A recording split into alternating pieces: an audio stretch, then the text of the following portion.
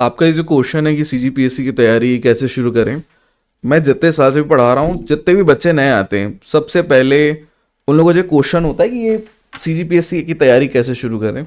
Normally किसी को पता नहीं है कि सीजीपीएससी होता क्या है। पहले हम लोग समझते हैं कि सीजीपीएससी होता क्या है। ये बहुत आसान सा चीज़ है, आप समझो। पहले आपको समझना है कि ज़रूरत क्यों पड़ती है सीजीपीएससी की। किसी भी चीज़ को समझने के लिए ना, ये समझना है कि उस चीज़ की ज़रूरत क्यों पड़ती है। सबसे पहले चर्चा शुरू होती है कि आपको नौकरी कौन दे रहा है या किसके लिए चाहिए। तो मान लीजिए आप कहीं के मुख्यमंत्री हैं या छत्तीसगढ़ राज्य के मुख्यमंत्री हैं। अब आपको किसी एक गांव का कुछ काम कराना है या हर जगह काम कराना है, तो आप खुद नहीं जा सकते और ना आपको पूरा नियम कानून ठीक से आता है। तो आप क्या करोगे, किसी और को अपने बदले काम पे लगाओगे। तो ये जो लोग हमारे बदले काम पे लगते हैं, इन्हें नौकरशाह कहा जाता है, के हिसाब से आप समझ सकते हैं। अब ये चीज़ें कैसे काम करती है, तो आपने कलेक्टर सुना होगा, ठीक है। तो जो सीएम होते हैं वो क्या करते हैं, अपने जो सेक्रेटरीज होते हैं उनको, सेक्रेटरी का मतलब सचिव होते हैं, बड़े बड़े ऑफिसर हो जाते हैं। जो आईएएस आपने सुना होगा, जो प्रमोट होते हैं, 30 साल की सर्विस उनकी हो जाती है, तो वो लोग उस जगह में पहुंच जाते हैं। तो जो सीएम होते हैं ना, वो इनको बोलेंगे जो भी इनको काम कराना है। अब वो जब जो सेक्रेटरी लोग होते हैं या सचिव लोग होते हैं, वो अपने नीचे के लोगों को बोलते जाते हैं और धीरे धीरे धीरे नीचे का अधिकारी ऐसे पहुंचते पहुंचते ये बात नीचे तक जाती है।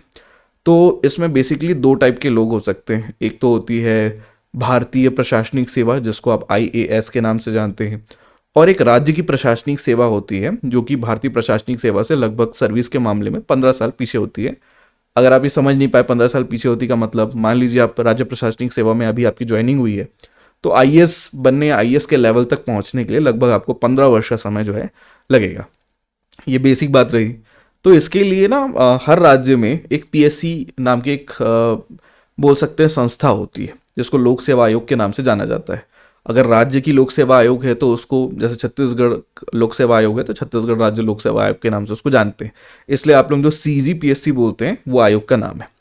अब ये आयोग क्या करती है, संस्था का काम क्या है कि वो सरकार के लिए लोगों का चुनाव करती है और चुनाव करके सरकार को बताती है कि ये लोग हमने टेस्ट लिया, अच्छे से चुना और ये लोग बहुत अच्छे किस्म के लोग हैं, आप इनको जॉब में रख सकते हैं। तो सीजीपीएससी जो है वो असल में तैयारी शुरू करने के पहले हम लोग को समझना है कि वो एग्जाम क्या है। तो पहला चीज तो है कि एक वो एग्जाम ना होते हुए एक संस्था है और वो संस्था अलग अलग एग्जाम लेती है। तो जो बहुत ज्यादा प्रचलन में जो एग्जाम आपको सुनने में आता है, जिसके बारे में आप शायद जानना चाह रहे हैं, उसका नाम है छत्तीसगढ़ राज्य प्रशासनिक सेवा के लिए जाने वाली परीक्षा, जिसको सिविल सेवा परीक्षा के नाम से भी जाना जाता है। तो सिविल सेवा परीक्षा की तैयारी कैसे करना है, तो ये कुछ चरणों में होता है। आपको पहले भी उसके बारे में कुछ पता है कि कुछ भी नहीं पता है?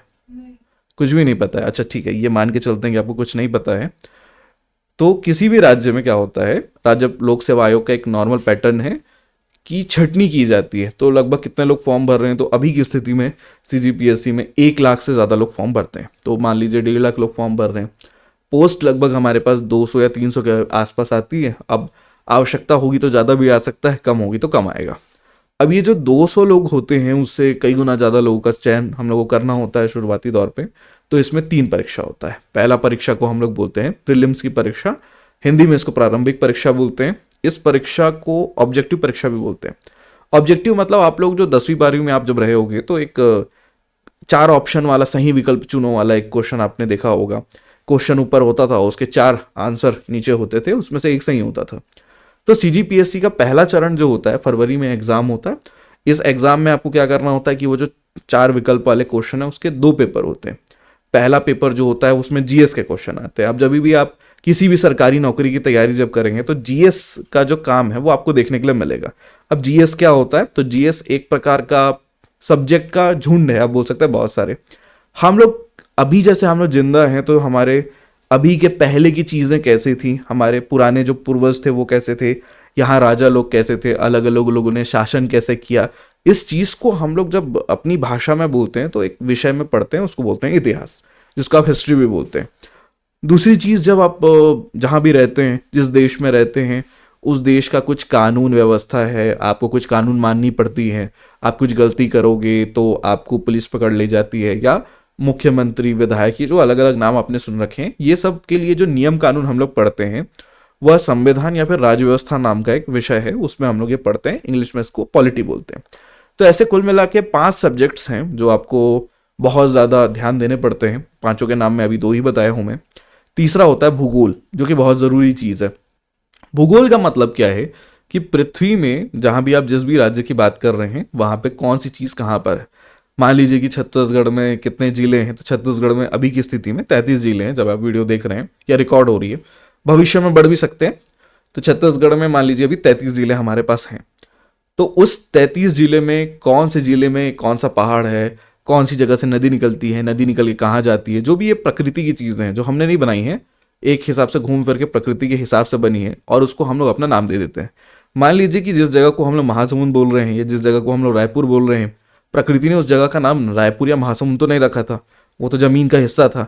तो हम लोगों ने अपने हिसाब से एक दिमाग में मैप बना लिया, या प्रशासनिक व्यवस्था को देखते हुए, प्रशासन का मतलब एडमिनिस्ट्रेशन, काम संभालने का एक तरीका मान लीजिए आप, तो उसको देखते हुए एक मैप बना लिया गया कि हाँ यहाँ वाले जगह को हम लोग महासमुंद बोलेंगे, इतनी जगह को हम लोग रायपुर बोलेंगे, और उसके हिसाब से हम लोग अपना प्रशासन चलाएंगे। तो ये सारा काम जो भी हम लोग चीज़ों को बांटते हैं वो प्रशासन चलाने के लिए करते हैं।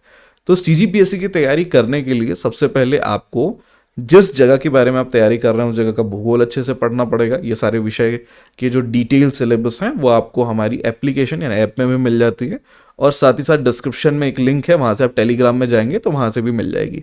तो आपको शुरुआती तौर पे अगर मोटा माटी में बोलूँ कि शायद हमारी चर्चा लंबी चलेगी, तो सीजीपीएससी की तैयारी करने के लिए आपको सिलेबस डाउनलोड करना है। 5 सब्जेक्ट मैंने बताए, एक इतिहास हो गया, एक भूगोल हो गया, एक राज्य व्यवस्था हो गई, एक अर्थव्यवस्था हो गई, और एक हो गया विज्ञान। ये सब आपको पढ़ना पड़ता है। हाँ, सिविल सर्विस में एक चीज़ें आपको अच्छी देखने के लिए मिलेगी कि बाकी परीक्षा जो रेलवे की हो गई या बैंक की हो गई, उसमें गणित बहुत ज़्यादा पूछता है। अब आपका गणित अच्छा है कि खराब है वो भी अब अलग अलग मामला है। अब कई लोगों का गणित अच्छा नहीं रहता, उनको डर लगता है गणित अच्छा नहीं है, हमसे क्या हो जाएगा, ये अब पहाड़े वहाड़े याद नहीं हो पाते हैं, इंग्लिश अच्छा नहीं है। तो सीजीपीएससी जो है वो आपका अगर इंग्लिश अच्छा नहीं है, गणित अच्छा नहीं है, बहुत ज़्यादा अच्छा नहीं है, तो भी आपका मामला उसमें बन जाएगा।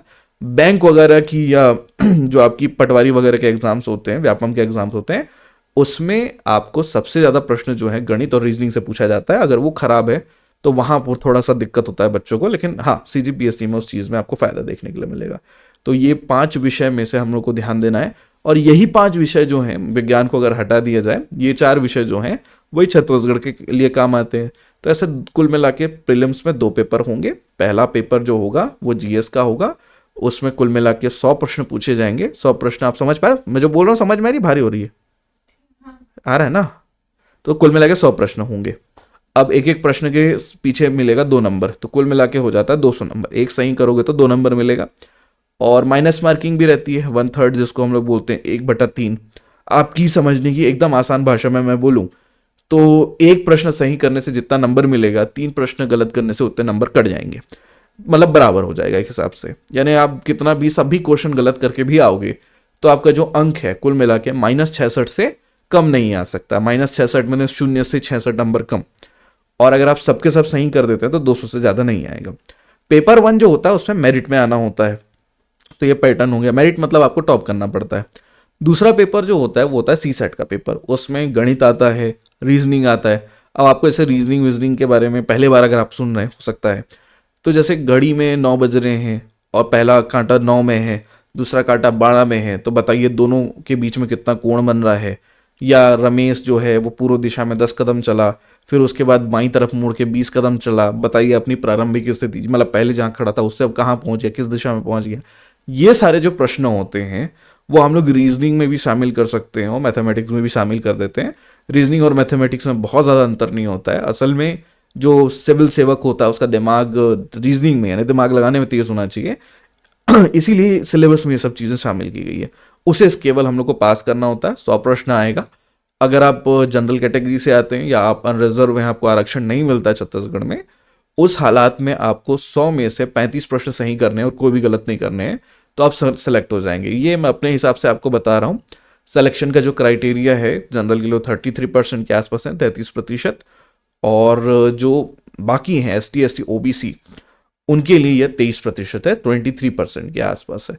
तो आपको बस एक चीज़ ध्यान से समझना है कि दोनों में से आप किस में आते हैं और कितने क्वेश्चन बनाने हैं। लेकिन मैं सेफ साइड के लिए बोलता हूँ कि 100 में से 25 प्रश्न आपके सही होने चाहिए और कंफर्म सही होने चाहिए। एक भी गलत नहीं होगा तो आपका CSET क्लियर हो जाएगा। इसको क्लियर करने के बाद फिर आपको मेंस देने जाना पड़ता है। सबसे पहले जब प्रीलिम्स दोगे ना, तो आप जो भी डिस्ट्रिक्ट में रहते हो, जिस भी जिले में रहते हो, वहाँ आपका सेंटर लग जाएगा। आराम से जाइए, आराम से टेस्ट दीजिए, कोई दिक्कत नहीं है। आप जिस भी टाइम, मतलब एक सुबह का समय होता है 2 घंटे का पेपर, और 2 घंटे का बाद प्रीलिम्स आप कहीं भी दे सकते हैं। फॉर्म इसका नवंबर के आसपास आ जाता है, दिसंबर से फॉर्म भरना शुरू हो जाता है। मान लीजिए 2024 में अगर फॉर्म आता है तो 26 नवंबर 2024 को फॉर्म आ जाएगा, और फॉर्म के बारे में जानकारी आती है। फॉर्म आने का मतलब ये नहीं कि आप भर सकते हैं। फॉर्म सामान्य तौर पे 1 तारीख से शुरू होगा, 1 दिसंबर से। 1 दिसंबर से 31 दिसंबर तक का जो लास्ट का जो समय होता है उसमें आप फॉर्म भर सकते हैं, और फिर लेट फीस के बाद आपका जो भी सुधार वगैरह कार्यक्रम है वो आगे चलता है। नॉर्मली ये जो फॉर्म भरने का जो प्रक्रिया है वो दिसंबर तक खत्म हो जाता है, और इसमें जो एज उम्र जो लगती है वो सामान्य तौर पर 21 वर्ष लगती है। लेकिन क्योंकि काउंट होगा 1 जनवरी 2024 से, तो अगर आपका उम्र 22 वर्ष हुआ है तभी आप ये फॉर्म भर पाएंगे। ये एक थोड़ा सा ग्लिच है, या आप बोल सकते हैं थोड़ी सी त्रुटि हो जाती है। वो इसलिए होती है क्योंकि सीजीपीएससी की जो परीक्षा है वो 1 साल पीछे चल रही है। जैसे इस वर्ष जो पेपर हो रही 2024 में, हो तो 2024 का पेपर रहा है, लेकिन वो पेपर होगा फरवरी 2025 में, और पूरा जो उसका प्रीलिम्स है, मेंस है, वो सब 25 में होगा, लेकिन उसका नाम रहेगा सीजीपीएससी 2024 का। तो 1 साल पीछे आगे चल रहा है, ये आपको थोड़ा ध्यान रखना है, वरना मिनिमम एज में दिक्कत होगा। और आपको कौन से ईयर के लोग इसको दे सकते हैं, क्वालिफिकेशन कितने लोग दे सकते हैं, तो जिस विद्यार्थी का, जिस बच्चे का ग्रेजुएशन पूरा हो चुका है वो इस एग्ज़ाम को दे सकता है। और ग्रेजुएशन पूरा होने के बाद, ग्रेजुएशन मतलब कॉलेज, बीए या आप जो भी करते हैं उसके बाद वो आप दे सकते हैं। और अगर आप फाइनल ईयर में हैं तो आपको 2 मिनिमम योग्यता होनी चाहिए। पहली तो आपका उम्र पूरा हो जाना चाहिए, और दूसरी चीज़ जो है, अगर उम्र पूरा हुआ नहीं है तो आप फॉर्म ही नहीं भर सकते। दूसरी चीज़ जो होती है कि आप फाइनल ईयर में हैं और आपने एग्ज़ाम दे दिया है और रिजल्ट नहीं आए हैं, रिजल्ट मेंस के पहले पहले आ जाएगा, तो भी आप ये फॉर्म भर सकते हैं। अगर आपने फॉर्म भर दिया और आपका रिजल्ट उस टाइम तक नहीं आए हैं तो सामान्य तौर पे आप रिजेक्ट हो जाएंगे, और कोई बड़ी इशू की बात ये नहीं है। तो आप ये समझ लीजिए। तो फिर मान लीजिए आपने प्रीलिम्स निकाल लिया, फिर मेंस की जो परीक्षा होती है उसमें कुल मिला के 7 पेपर होते हैं। और ये 7 पेपर कैसे होंगे, जो आप 3-3 घंटे का पेपर देते थे पहले 10वीं वगैरह में। 10वीं में 3 घंटे का पेपर होता है ना, कि ज़्यादा का रहता है? आप 3 घंटे बैठते थे, पहले निकल आते थे? अच्छा, 3 घंटा बैठ जाते थे। तो वो जो 3 घंटे की बात हम लोग लेकर चल रहे हैं, तो वो आप मान लीजिए वैसा ही रहता है। वो लिखित पेपर होता है, ऑब्जेक्टिव नहीं होता, आपको पूरा लिखना पड़ता है। और पेपर ऐसा मिलता है कि क्वेश्चन उसमें लिखा रहता है और खाली जगह रहती है। तो आपको क्वेश्चन को जो आपको रहता है उसका आंसर वो खाली जगह में ही लिखना होता है। ज़्यादा एक्स्ट्रा सप्लीमेंट्री वगैरह जो आप एग्जाम में लेके लिखते हैं वैसा नहीं है। सामान्य तौर पे आपका आदत ये है कि यूनिवर्सिटी का जो पेपर होता है 32, मेरे ख्याल से 40 पेज तक का होता है अलग अलग यूनिवर्सिटीज़ में। तो उसको पूरा जितना ज़्यादा भरेंगे उतना नंबर मिलेगा, ये आदत बनी होती है। लेकिन सीजीपीएससी का जो मेंस का पेपर होता है उसको भरना नहीं होता है, या एक्स्ट्रा लेकर सप्लीमेंट्री लेकर नहीं भरना होता है। टू द पॉइंट जितनी जानकारी मांगी गई है उतना आंसर लिखना होता है, उतने से फिर आपका सिलेक्शन हो जाएगा। सामान्य तौर पे बच्चे इतना ज़्यादा सीजीपीएससी मेंस को लेकर डरते हैं, उसके पीछे का कारण ये है कि मेंस की जो परीक्षा होती है वो लगातार होती है, 7 पेपर है। अब मान लो कि आज पहला दिन है, आप पेपर देने गए, तो पहला जो आपका पेपर, सबसे पहला वाला जो पेपर होगा, अभी जैसे आप पेपर देने जाओगे, सुबह गए आप, सुबह आपने 3 घंटे का पेपर लिखा, सेकेंड हाफ में दोपहर के बाद दूसरा जो टाइम रहेगा फिर आपको 3 घंटे का पेपर लिखना है। ऐसे करके अगले दिन भी ऐसे करके आपको काम चलेगा, और कुल मिला के 7 पेपर इसी तरीके से चलेंगे। आदमी इतना ज़्यादा फ्रस्ट्रेट हो जाता है, परेशान हो जाता है, क्योंकि एकदम लगातार पेपर होता है, पढ़ने का समय नहीं मिलता है, खाना का समय नहीं मिलता है। तो बहुत ज़्यादा टेंशन होने के कारण विद्यार्थी जो हैं अक्सर इस प्रोसेस में थक जाते हैं, और यही सबसे बड़ा कंपटीशन इसमें है। पेपर अपने आप में कठिन उतना ज़्यादा नहीं है। तो मेंस का जो पेपर होता है वो 5 संभाग में के मुख्यालय में होता है। रायपुर में मान लीजिए, जैसे हमारे जो 5 संभाग है उसकी लिस्ट पे चर्चा अभी फिलहाल करने से चीज़ें बढ़ जाएंगी, क्योंकि वो हर साल बदलने के चांस भी हो सकते हैं मेंस का चीज़। लेकिन फिलहाल की स्थिति पे जितने भी संभाग के मुख्यालय होते हैं वहाँ होता है। तो हमारे पास एक सरगुजा संभाग आप मान लीजिए, बिलासपुर मान लीजिए, रायपुर मान लीजिए, दुर्ग मान लीजिए, बस्तर, इन सभी के जितने भी हेडक्वार्टर्स हैं वहाँ एग्ज़ाम होगा। आपको अपने जिले से वहाँ के हेडक्वार्टर में जाना होगा, रुकना होगा कुछ दिन, और वहाँ एग्ज़ाम देना होगा।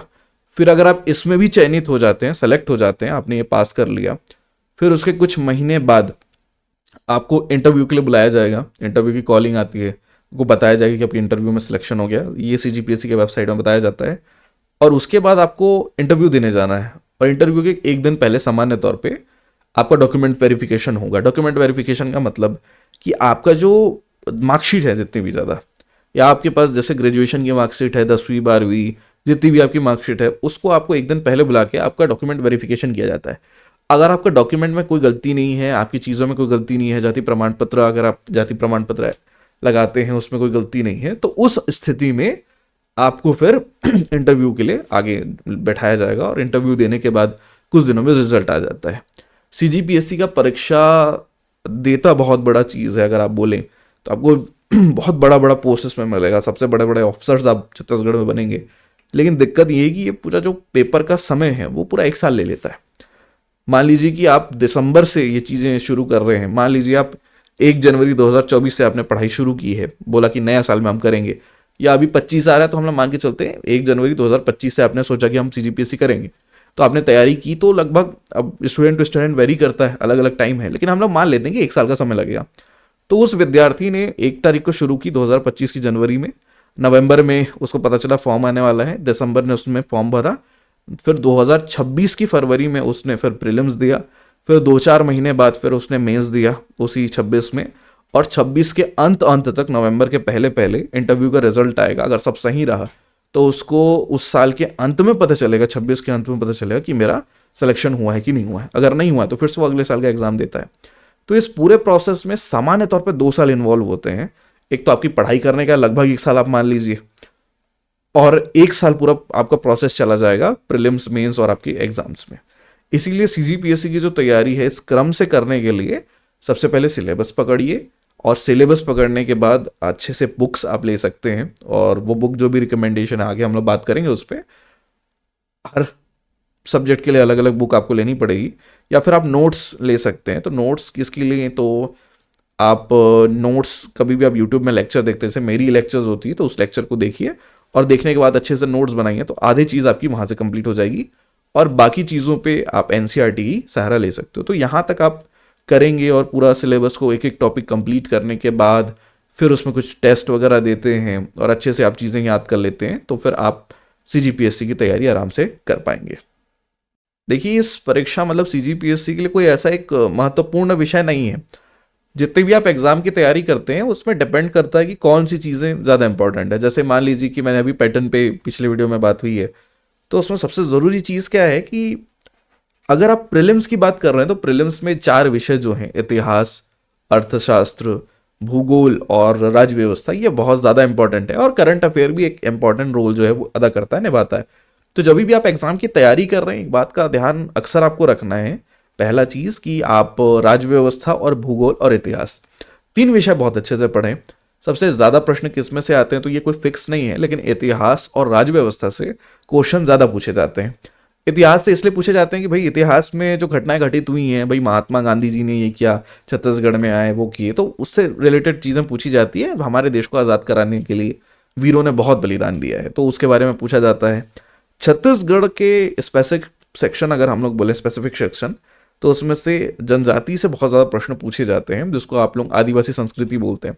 छत्तीसगढ़ की जो संस्कृति है आदिवासी बहुल संस्कृति है, यहाँ के अधिकांश जो त्यौहार हैं वो इसी में मनाए जाते हैं, इसलिए उससे बहुत ज़्यादा प्रश्न पूछा जाता है। तो अगर आप छत्तीसगढ़ की कला और संस्कृति अच्छे से पढ़ लेते हैं प्रीलिम्स के लिए, और साथ ही साथ आप छत्तीसगढ़ का भूगोल वगैरह भी पढ़ लेते हैं, इतिहास वगैरह पढ़ लेते हैं, और उसके अलावा थोड़ा सा और अगर भारत के सेक्शन में हम लोग देखें, करंट अफेयर आप पढ़ लीजिए, और करंट अफेयर के साथ साथ 2-3 चीज़ें और हैं, तो उसमें भारत की जो राज्य व्यवस्था है बहुत अच्छे से आपको पढ़ना है, और उसके बाद आपका काम हो जाएगा। ये बहुत ज़्यादा इंपॉर्टेंट विषय उसमें होते हैं। मेंस में जब आप जाते हैं तो उसमें कोई ऐसा इंपॉर्टेंट विषय नहीं होता है, उसमें कुल मिला के 7 पेपर हैं, और 7 पेपर में आपको अच्छा स्कोर करना है। तो आप ऐसा नहीं बोल सकते क्योंकि एक सब्जेक्ट पढ़ लिए तो काम चल जाएगा, या इतिहास हमारा अच्छा है तो काम चल जाएगा, क्योंकि ये सभी विषय को इस तरीके से जमाया गया है सिलेबस में कि अलग अलग है। अब चूंकि इस वीडियो के फॉर्मेट में हम लोग सिलेबस में आपको दिखा नहीं सकता हूँ, लेकिन हम लोग फ्यूचर में, मेरी कई यूट्यूब पे वीडियोस डली हुई हैं जिस पे हम लोगों ने सिलेबस पे डिस्कशन किया है, आप उसे जाकर ज़रूर देखें। चैनल वगैरह सब्सक्राइब आप करते रहें, और टेलीग्राम और व्हाट्सअप दोनों पे आप कनेक्टेड आप रह सकते हैं। आपको हमारे व्हाट्सअप का जो नंबर शो हो रहा होगा, तो आप उसमें जब मैसेज करेंगे और चैनल का लिंक पाएंगे तो व्हाट्सअप चैनल की लिंक आपको मिल जाएगी। तो आप नॉर्मली क्या कर सकते हैं, या तो टेलीग्राम में ज्वाइन कर लीजिए या वो कर लीजिए, और ऐप ज़रूर डाउनलोड करिए, क्योंकि छत्तीसगढ़ में सबसे कॉस्ट एफिशिएंट जो कोर्स होता है, सस्ते कीमत पे जो कोर्स होता है बच्चों के लिए, वो हमारी एकेडमी आपको प्रोवाइड करती है और अच्छे क्वालिटी में वो आपको देखने के लिए मिलेगी। तो उसको आप डाउनलोड ज़रूर करें ताकि आप लोगों को इन्फॉर्मेशन समय पे मिलता रहे।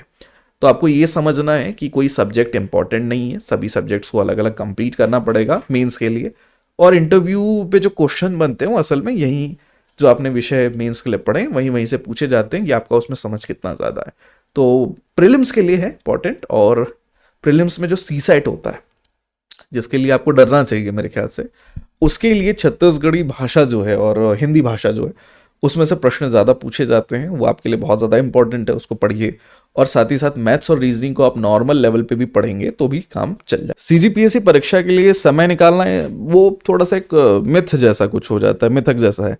लोग अक्सर मैंने बोलते सुना है कि हम लोग को टाइम मैनेज करते नहीं बन रहा है।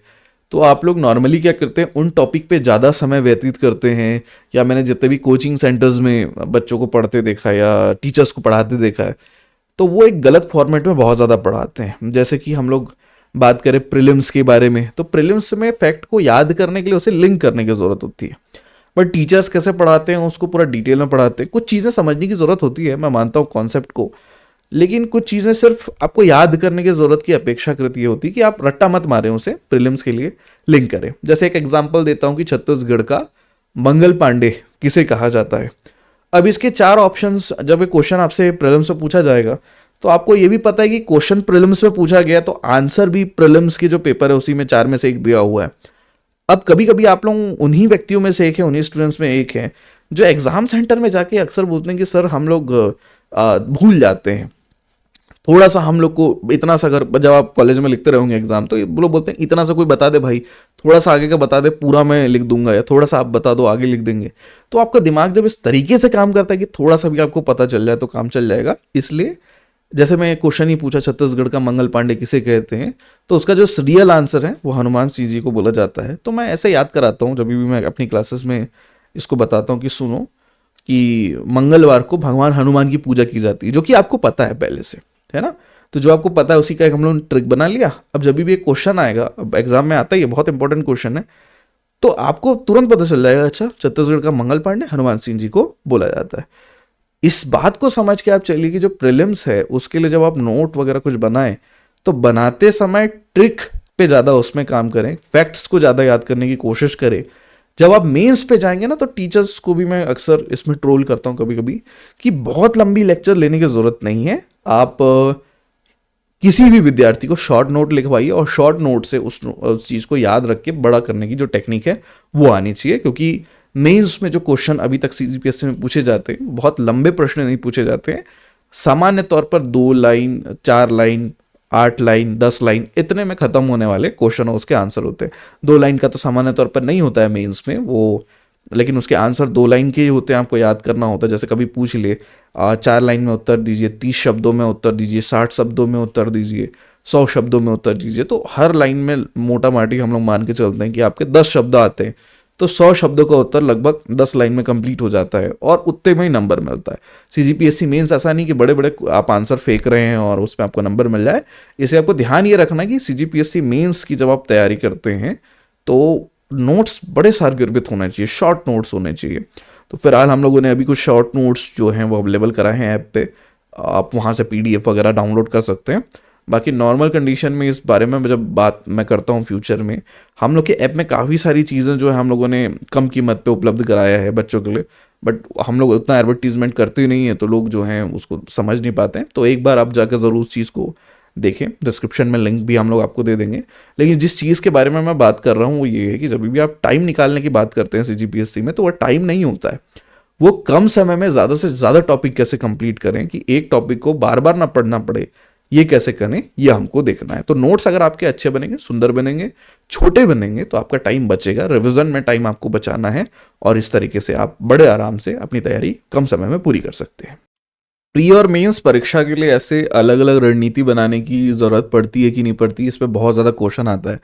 लेकिन जितने भी बच्चों को मैं इतने दिन से पढ़ा रहा हूँ और इतने दिन से एक्सपीरियंस जो रहा है उस मामले में एक छोटी सी बात मैं आपको बताना चाहूँगा कि बच्चे जो हैं वो प्रीलिम्स की तैयारी करते हैं, मेंस की तैयारी नहीं करते हैं। और सैड बात या बुरी बात ये है, जैसे मान लीजिए 1.5 लाख लोग जो हैं वो एग्ज़ाम देते हैं या उसके लिए फॉर्म भरते हैं, देते तो है नहीं, तो जैसे ही वो एग्ज़ाम का जो फॉर्म आता है 26 नवंबर के आसपास, तो उसके बाद जब हड़कम मचता है कि पीएससी है, पीएससी है, पीएससी, तो सब के सब लोग फिर मार्केट जाते हैं, एक दो पुस्तक उठाते हैं लाल पीले रंग की, और वो इनसफिशियंट होता है तैयारी के लिए, और उससे पढ़ते हैं और एग्जाम नहीं निकलता है, फिर बोलते हैं पेपर कठिन है सरल।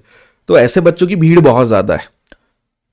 लेकिन जो बच्चे बहुत ज़्यादा सीरियस होते हैं, ये सामान्य तौर पे 1-1.5 लाख लोगों में आपको 15,000 से 20,000 के बीच में मिलेंगे, जिनको ये पता है कि हाँ प्रीलिम्स में इतने सब्जेक्ट्स हैं, मेंस में इतने हैं, और इंटरव्यू तक कैसे जाना होता है, 1 साल 2 साल का प्रोसेस है, ये सब वो जानते हैं।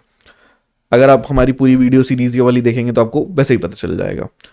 तो आप ये बात समझिए कि कभी भी प्रीलिम्स और मेंस की जब आप तैयारी करते हो, तो प्रीलिम्स की परीक्षा की शुरुआत की जो तैयारी होती है, शुरू से नहीं करना होता हम लोग को। जैसे कुछ सब्जेक्ट्स जो प्रीलिम्स और मेंस में साथ में आते हैं, एक जैसे हैं, जैसे भारत का इतिहास हो गया, भारत का भूगोल हो गया, भारत की अर्थव्यवस्था हो गया, भारत की राज्य व्यवस्था हो गई, ये सारी चीज़ें जो हैं वही छत्तीसगढ़ के लेवल में हुई थी। छत्तीसगढ़ का भी भूगोल आपको पढ़ना है, छत्तीसगढ़ का इतिहास पढ़ना है, छत्तीसगढ़ की अर्थव्यवस्था पढ़नी है, सेम सब्जेक्ट्स आपको पढ़ने होते हैं।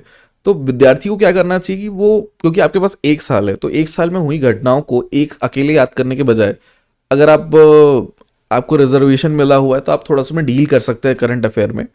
सामान्य तौर पे ओबीसी और जनरल के बच्चों को मैं बोलता हूँ कि आप डील ना करें, क्योंकि कट ऑफ के मामले में करंट अफेयर आपके लिए हेल्प करता है। तो आप करंट अफेयर का जो नोट्स है वो मंथली किसी ना किसी चीज़ से बनाते हुए चलिए, ये आपको प्री और मेंस दोनों में काम आएगा। पहले तो करंट अफेयर आपको पढ़ना है।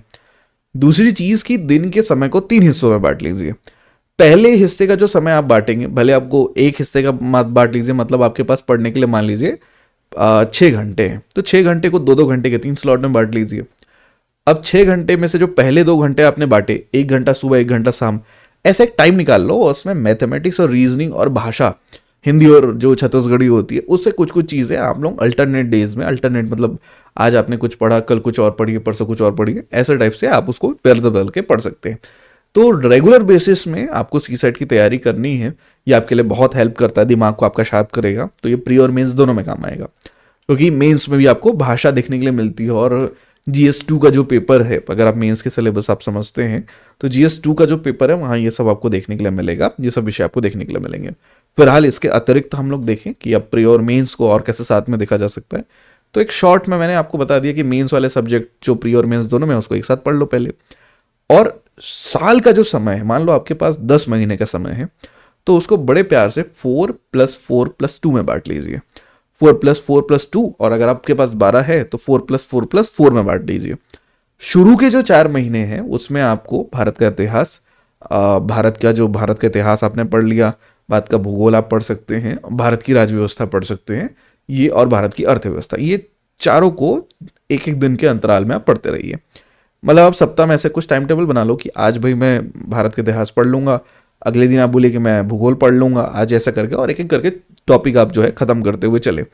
एनसीईआरटी इसके लिए बेस्ट रहती है, आप उसे कंप्लीट करें। ये आपके, जब आप नोट्स इसका बनाएंगे तो प्रीलिम्स में भी काम आएगा, मेंस में भी काम आएगा, दोनों में काम आएगा।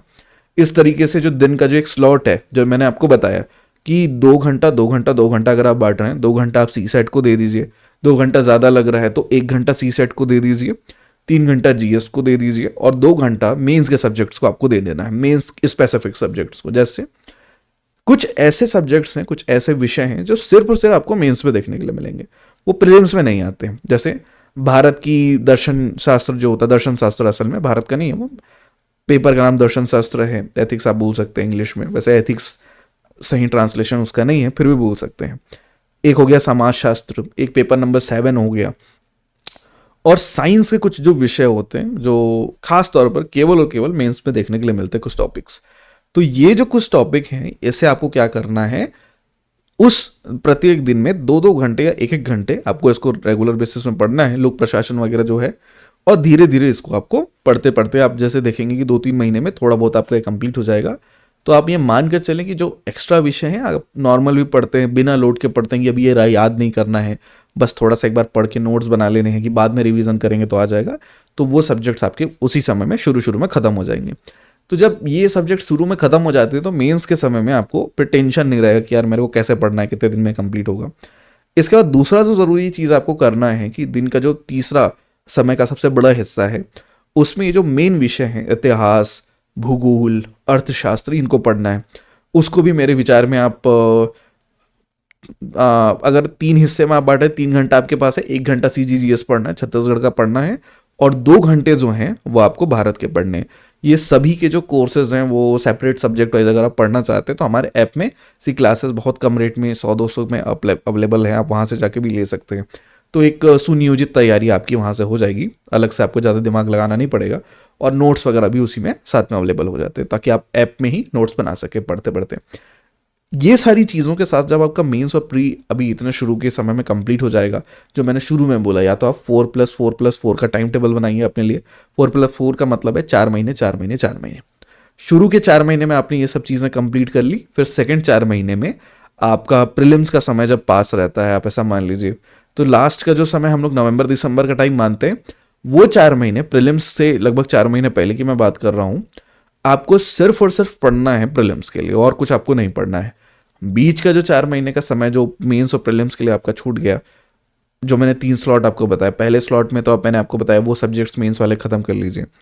दूसरा स्लॉट जो है आपको उसमें अभी फिलहाल में उसको लास्ट में हम देखेंगे। तीसरा स्लॉट में सिर्फ प्रीलिम्स के लिए पढ़ना है, जितने ज़्यादा हो सके MCQ लगाना है, नोट्स को रिवाइज करना है, नया कुछ पढ़ने से बचना है, जितना पुराना पढ़ें उसको अच्छे से रिविजन करना है। जो एक स्लॉट और बच गया, अगर आपने सही से प्रीलिम्स की तैयारी कर रखी है, मेंस के लिए आपने सिलेबस कंप्लीट कर रखा है, तो इस समय में आप आंसर राइटिंग कर सकते हैं। आंसर राइटिंग तभी हो जब आपका कोर्स पूरा कंप्लीट हो गया है तभी, और आपको अगर महसूस हो कि हमारा इंडियन हिस्ट्री या जो मेन कोर सब्जेक्ट है 5, उसमें से कुछ चीज़ें बच रही हैं, तो उसका ज़्यादा से ज़्यादा प्रैक्टिस आपको करना है। आप और अलग अलग बुक पढ़ के उसमें आगे बढ़ सकते हैं। तो ये वाला काम है, इसको आप करेंगे तो आपका साथ में CGPSC प्री और मेंस दोनों हो जाएगा। इसी के साथ साथ आप पेपर वगैरह पढ़ते रहेंगे, न्यूज़ चैनल वगैरह देखते रहेंगे, बोलने की जो प्रैक्टिस वो करने लगेंगे, तो आपका इंटरव्यू का भी प्रैक्टिस साथ में हो जाएगा। राज्य बोर्ड की जो पुस्तकें अभी हम लोग के पास उपलब्ध हैं वो CGPSC के लिए वैसे तो इनफ नहीं है। मैं पहले एक शब्द में बोल देता हूँ, आपको पढ़ना पड़ेगा NCERT की पुस्तकें जो आती हैं वो पढ़ना पड़ेगा, क्योंकि छत्तीसगढ़ राज्य में भी अब NCERT की जो पुस्तकें हैं उससे पढ़ाया जाना शुरू कर दिए हैं। लेकिन कुछ चीज़ें ऐसी हैं जो कि आपको छत्तीसगढ़ की पुस्तकों से पढ़ना पड़ेगा, वो है साइंस। जो हम लोग के CGPSC मेंस में जो GS2 का जो पेपर है, उसमें जो विज्ञान का सेक्शन जो खास तौर पर है और गणित का जो सेक्शन है, वो आपको स्टेट बोर्ड के बुक से ही पढ़ना पड़ेगा। लेकिन दिक्कत क्या है कि ये तब की पुस्तकों का सिलेबस है जब हम लोग बच्चे हुआ करते थे, यानी आप मान लीजिए आज से 10 साल पहले का जो बुक था उसमें ये सब चीज़ें देखने के लिए मिल रही है, जो कि आज की स्थिति में आपको मार्केट में भी नहीं मिलेगी, कहीं भी नहीं मिलेगी। तो ये सब चीज़ों पे हम जैसे लोग जो हैं वो काम कर रहे हैं, हम लोग उस पर आधारित नोट्स बनाकर आप लोगों को देते हैं, प्रोवाइड कराते हैं। तो आप वहाँ से पढ़ सकते हैं टू द पॉइंट, जहाँ से पूरा बुक तो अब तो मिलेगा नहीं, तो जितनी उसकी से ज़रूरत है हम लोग के ऐप में जो आपको डला हुआ है पुस्तक, वहाँ से आप ले सकते हैं, देख सकते हैं, PDF ले सकते हैं। या तो आप दूसरा काम ये कर सकते हैं कि सिलेबस के अकॉर्डिंग, सिलेबस में जो चीज़ें लिखी हुई हैं उससे आप कहीं भी, आप जो साइंस की बुक या कोई भी होती है उससे आप उसको पढ़ सकते हैं। लेकिन शॉर्ट में जो आपका क्वेश्चन जो निकल कर आ रहा है कि CG बोर्ड की पुस्तकें अब उतनी उपयुक्त हैं कि नहीं है, तो उसका उत्तर है कि नहीं है। CG बोर्ड की पुस्तकों से आप CGPSC क्लियर नहीं कर पाएंगे। बहुत सारी पुस्तकों की ज़रूरत पड़ती है, लोक प्रशासन, राजनीति आपको पढ़नी है, वो सारी चीज़ें आपको छत्तीसगढ़ की पुस्तकों में नहीं मिलेगा। NCERT पढ़ना पड़ेगा, NCERT ज़रूरी है, और कुछ पुस्तकें और हैं जिसपे हम लोग कभी, जो बुक लिस्ट की वीडियो है आप YouTube में डली हुई है उसको आप देख सकते हैं, उससे वो काम हो जाएगा। प्रारंभिक परीक्षा देखिए एक प्रकार की जर्नी नहीं है, वो कोई एकदम आपका मेरिट लिस्ट लाने का जो एकदम दिमाग लगाने वाला काम नहीं है। प्रीलिम्स या प्रारंभिक परीक्षा, जो दोनों एक ही चीज़ बोला जाता है, वो एग्जाम का रोल सिर्फ ये है कि वो 1.5 लाख बच्चों में से वो 3-4 हज़ार बच्चे मेंस के लिए जो चाहिए होते हैं वो निकालने का काम। तो जब हम लोग देख रहे हैं कि प्रीलिम्स कैसे निकाले, तो प्रीलिम्स निकालने का सबसे आसान तरीका क्या है कि आप पिछले 10 साल के प्रश्न पत्र पकड़िए, 10 साल के आसपास का, उसको एनालाइज कर लीजिए अच्छे से कि भाई कौन से जगह से ज़्यादा पूछे जाते हैं, कौन सा क्वेश्चन हमसे बनता है, कौन सा आता है। तो नॉर्मली 3 टाइप की चीज़ों पे मैं बच्चों को टॉपिक बांटने के लिए बोलता हूँ। सिलेबस आपको हमारी ऐप के सिलेबस सेक्शन में फ्री ऑफ कॉस्ट मिल जाएगी, वहाँ से डाउनलोड कर लीजिए, गूगल से मिल जाएगी, जहाँ से भी। वो सिलेबस आपके पास होना चाहिए, प्रिंट आउट हो तो बहुत बेहतरीन मज़ेदार हो जाएगी। सिलेबस लीजिए, आप सिलेबस को 3 भागों में बांटिए। पहला, ऐसे टॉपिक्स जो आपको अच्छे से आते हैं, आप उनके बारे में लिख सकते हैं, उससे क्वेश्चन आएगा तो आप बना लेंगे, इसको आप ग्रीन टॉपिक बोल सकते हैं। सेकंड टॉपिक ऐसे होते हैं कि जिसमें से क्वेश्चन जब आए तो हम क्वेश्चन नहीं बना पाएंगे, लेकिन हाँ पढ़ने के बाद बन जाएगा, थोड़ा बहुत हम लोग को उसके बारे में पता है, लेकिन एकदम इतना नहीं पता है कि क्वेश्चन बन जाए। तीसरे टॉपिक ऐसे होते हैं जिसके बारे में कुछ भी नहीं पता, वो रेड टॉपिक होते हैं। तो मैं क्या बोलता हूँ कि आप पहले 3 हिस्सों में सिलेबस को बांट लीजिए। इसमें बांटने के बाद 10 साल का पेपर एनालाइज करके देखो कि जो टॉपिक पे क्वेश्चन आ रहे हैं, पूछे जा रहे हैं बार बार, और जिस टॉपिक या जिस सब्जेक्ट के जो हिस्से से ज्यादा क्वेश्चन आ रहे हैं, क्या वो आपके लिए अच्छा टॉपिक है, क्या आपको वो समझ में आता है। अगर आपको ये महसूस हो रहा है कि जो आपकी ग्रीन लिस्ट में है, यानी कि मुझे आता है, या येलो लिस्ट में भी जो है, येलो लिस्ट मतलब कि कभी कभी पढ़ा है, हमने देखा है, इसके बारे में थोड़ा बहुत जानते हैं, बहुत डिटेल नहीं जानते, बट पढ़ने से काम हो जाएगा। तो येलो और ग्रीन लिस्ट में चीजें जब तक इंपॉर्टेंट टॉपिक्स आ रही हैं तब तक कोई खतरा नहीं है, तब तक स्कोर आपके अच्छे आएंगे। लेकिन कई बच्चे क्या करते हैं कि पूरा सिलेबस जो है वो कोचिंग इंस्टीट्यूट में नॉर्मली जब पढ़ाया जाता है तो इंपॉर्टेंट टॉपिक को अलग से नहीं पढ़ाते हैं। जैसे कि हमारी प्रीलिम्स कोर्स में मैं लास्ट में यही बोलता हूँ कि पूरा सिलेबस तो हम लोग करेंगे नहीं, सिर्फ और सिर्फ इंपॉर्टेंट टॉपिक करेंगे। इसीलिए हर साल मैं इंपॉर्टेंट टॉपिक की एक लिस्ट आप लोगों के लिए जारी कर देता हूँ, जो कि आ सकने वाले प्रश्न और आए हुए प्रश्नों का एक सुनियोजित कॉन्सेप्ट होता है। 25 पेज का ये है, आपको हमारी ऐप में मिल जाएगा, वहां से आप डाउनलोड कर सकते हैं नॉर्मली इसको जाके। तो आप क्या करिए कि या तो आप एनालाइज कर लीजिए खुद से, अगर आपसे हो सकता है, आपके पास पूरा 10 साल का पेपर निकालिए, फिर उसको अच्छे से पढ़िए, कहाँ कहाँ से क्वेश्चन आ रहे हैं, फिर टॉपिक वाइज उसको अलग कर दीजिए, सब्जेक्ट वाइज। या दूसरा आसान तरीका है कि आप वो सीधा हमारे ऐप में जाइए, वहां से परचेस कर लीजिए, खरीद लीजिए, और उन टॉपिक को अच्छे से तैयार कर लीजिए। अगर आपने प्रीलिम्स के लिए उन टॉपिक को बड़े अच्छे से तैयार कर लिए जो पिछले 10 सालों में अच्छे से आ रहे हैं, और आन सकने वाले क्वेश्चंस आपने अच्छे से प्रिपेयर कर लिए हैं, तो एक स्थिति में बाकी बच्चों की तुलना में, क्योंकि देखिए एक काम तो बड़ा मुश्किल है, जब मैं आपको बोल रहा हूँ कि पिछले 10 साल का पेपर निकालो, फिर उसको एनालाइज करो कि कौन से में से ज्यादा क्वेश्चन आ रहा है, तो आपके दिमाग में अभी ये चीजें चल रही है, यार ये तो नहीं हो पाएगा ना, हम नहीं कर पाएंगे, तो बहुत मुश्किल काम है। तो बाकी बच्चे भी नहीं करते। और नॉर्मली टीचर्स के ऊपर क्या है, एक लोड बहुत ज़्यादा होता है, बहुत ज़्यादा उनकी फीस जो होती है 25,000 30,000 की नॉर्मली फीस होती है प्रीलिम्स की क्लासेस की। तो वो लोग को भी एक प्रेशर होता है कि हमको पूरा सिलेबस पढ़ाना है। तो पूरा सिलेबस को वो सबको, सब टॉपिक को थोड़ा थोड़ा पढ़ाते हैं। इससे बेटर है कि आप उन टॉपिक को ज़्यादा अच्छे से पढ़िए, या उन टॉपिक पे ज़्यादा जोर देकर पढ़िए जो आते ही हैं, और एक थोड़ा सा रिस्क फैक्टर आप लेकर चलिए कि भाई हाँ, बाकी चीज़ों को थोड़ा सा पढ़ते हैं, इंपॉर्टेंट टॉपिक जो सर ने लिस्ट दिया है उसको बहुत अच्छे से हम लोग पढ़ेंगे। इतना आप कर लीजिए। इतना करने से प्रीलिम्स के जो आपके मार्क्स हैं, या प्रीलिम्स में जो आपके नंबर आ सकते हैं, वो बहुत ज़्यादा इंक्रीज हो जाएंगे। तो मैं अक्सर यही चीज़ बोलता हूँ, या तो आप स्वयं से कर लीजिए, या तो आपको बना बनाया चीज़ चाहिए तो अवेलेबल है, आप वहाँ से जाके डाउनलोड कर सकते हैं, हिंदी इंग्लिश दोनों में। प्रीलिम्स में सी सेट का जो मामला है, वो पास करने के लिए आपको 2 पुस्तकें सामान्य तौर पर हम लोग बोलते हैं। एक वंदाया पब्लिकेशन एक होती है, उसमें हिंदी भाषा की पुस्तक आपको देखने के लिए मिलेगी, और छत्तीसगढ़ की मिलेगी, दोनों आप ले लीजिए और उसको अच्छे से आप प्रैक्टिस करिए। हिंदी ग्रंथ अकेडमी की हेल्प से वो दोनों पुस्तकें आई हैं, पीले रंग की पुस्तकें होती हैं। आप नॉर्मली विनय कुमार पाठक के नाम से सर्च करेंगे, लेखक हैं उसके, तो उनके नाम से सर्च करिए, वो आपको कहीं पे भी अमेजोन वगैरह में मिल जाएगा। कोशिश हम लोग करेंगे अगर हो सके तो इस वीडियो के नीचे उसे लिस्ट कर दें, ताकि आप उसे परचेस कर सकें। तो आप कोशिश ये करिए कि आप उससे पूरा अच्छे से, क्योंकि अगर फ्यूचर में आप तैयारी करें छत्तीसगढ़ की किसी भी एग्जाम की, तो ये 2 पुस्तकें आपको लगनी ही लगनी है। अच्छे से आप प्रिपेयर करेंगे तो कोई दिक्कत नहीं आएगा, प्रीलिम्स बड़े आराम से आपका क्लियर हो जाएगा, निकल जाएगा। बड़ा अच्छा क्वेश्चन है कि मुख्य परीक्षा ने मेंस के लिए जो आंसर राइटिंग है उसको सुधारे कैसे। तो जितने भी बच्चों को हम लोग आंसर राइटिंग के लिए, नॉर्मली हम लोग हर बच्चे को आंसर राइटिंग चेक करने वाला काम नहीं करते हैं, कुछ बच्चों का ही करते हैं, वही सीक्रेटली करते हैं कि बताने वाला काम नहीं कि हमने इनका काम किया है, क्योंकि प्राइवेसी कंसर्न भी होता है। लेकिन जो नॉर्मली जितने बच्चों की गलतियां होती है, वही वाले 3 इडियट में एक डायलॉग होता है ना, भाई किसी के में कुछ कमी है तो क्या आप सबको बताओगे, ढिंडोरा पीटोगे, किसी कमी खामी क्यों बताना। उस मैटर पे अगर हम मान के चले, मेंस में जो बच्चे सबसे ज़्यादा गलती करते हैं वो है वर्ड लिमिट की, और वर्ड लिमिट के अंदर जो चीज़ें लिखनी होती है वो लिख नहीं पाते हैं। इसीलिए एकदम छोटा सा ट्रिक अगर मैं आपको बताऊं इस वीडियो के माध्यम से, तो वो ये है कि जब भी आप नोट्स बनाएं तो जो क्वेश्चन आ रहे हैं मेंस में, उनका आपके पास एक लिस्ट होना चाहिए, और उस लिस्ट के अकॉर्डिंग या उसके हिसाब से सिलेबस जो आपके पास है, सिलेबस के हर एक टॉपिक का बेसिक या शॉर्ट नोट्स आपके पास होना चाहिए। और जो मेन पॉइंट्स है, जैसे कि अगर हम बोले कि कंडेल नगर सत्याग्रह एक टॉपिक है छत्तीसगढ़ का, शायद आपको ना पता हो, तो अगर आप उस टॉपिक को पढ़ रहे हैं तो उस टॉपिक के जो की पॉइंट्स हैं उसको अलग कर लीजिए। की पॉइंट का मतलब क्या है, मुख्य बिंदु, उसको अलग कर लीजिए। मुख्य बिंदु जैसे कंडेल नगर सत्याग्रह कब हुआ, कहां पर हुआ, कौन कौन से प्रमुख नेता थे, और गांधी जी का इससे क्या रिलेशन था, गांधी जी कब आने वाले थे, और ये क्यों हुआ था, कोई भी घटना इसके आधार पर बनी। और इसको इस प्रकार से आप नोट्स बनाइए कि अगर 30 वर्ड्स में उसको लिखने के लिए आए तो आपका अंदर ये गुण होना चाहिए कि उस नोट्स, क्योंकि छोटे छोटे पॉइंट्स हैं, उन सभी पॉइंट्स को एक साथ आप लिख दीजिए, 30 वर्ड्स में हो जाएगा। अगर आपसे वो 100 शब्द में पूछा जाए, 10 लाइन में आपको आंसर लिखना है, तो इन पॉइंट्स को आप क्या कर सकते हैं, बिंदुवार लिख दीजिए और इसको डील कर दीजिए कि कब हुआ, तो ये कंडेल नगर सत्याग्रह इस तारीख को 1920 की स्थिति में हुई।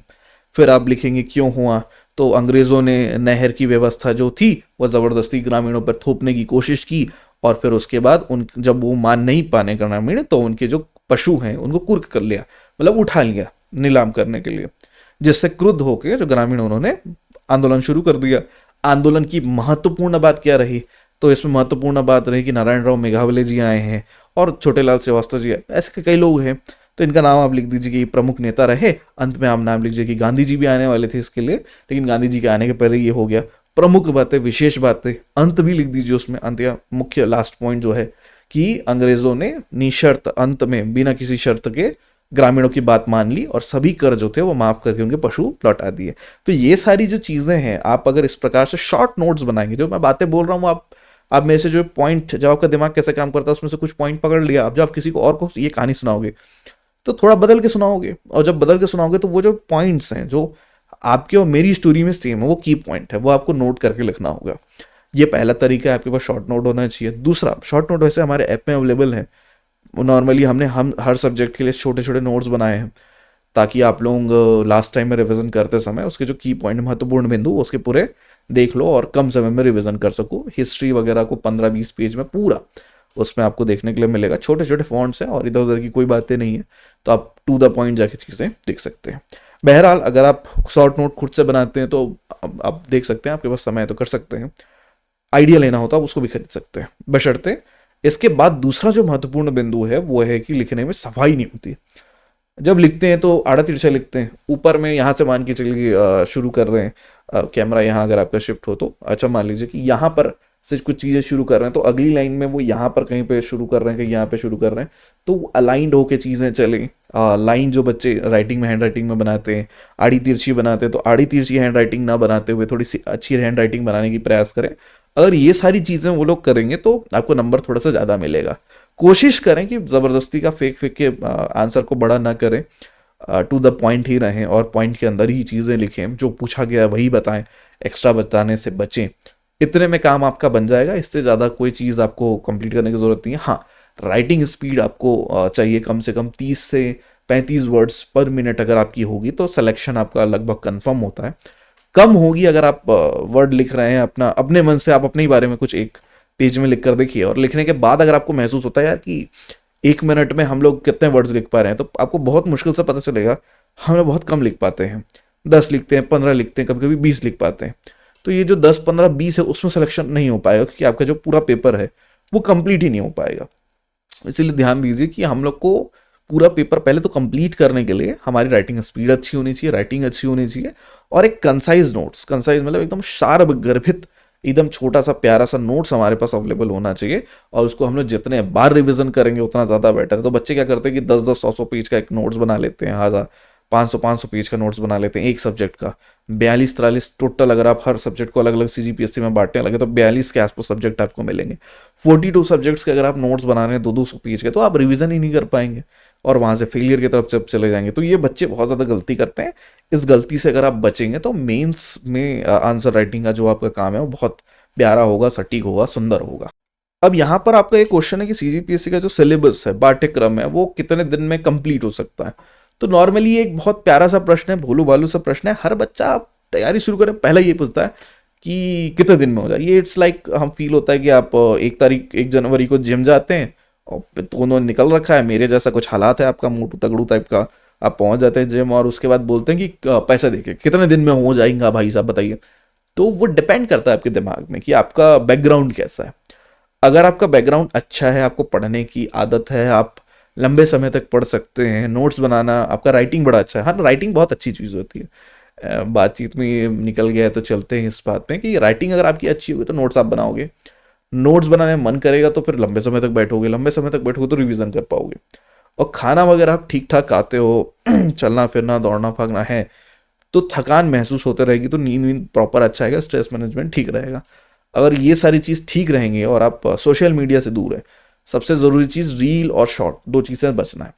रील और शॉर्ट आप देख रहे हैं तो बहुत मुश्किल है एक जगह पे बहुत देर तक बैठना।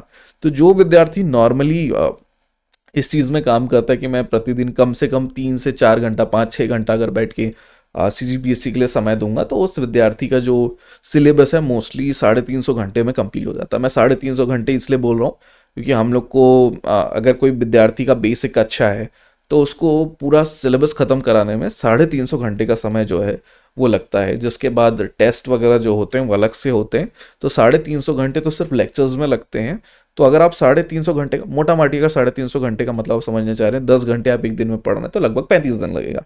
मैं मान के चलता हूँ कि कोई भी व्यक्ति एकदम लगातार तो नहीं देख पाएगा कोई चीज़ें, क्या पढ़ नहीं पाएगा, थोड़ा बहुत तो उसको दिमाग भी इधर उधर होगा।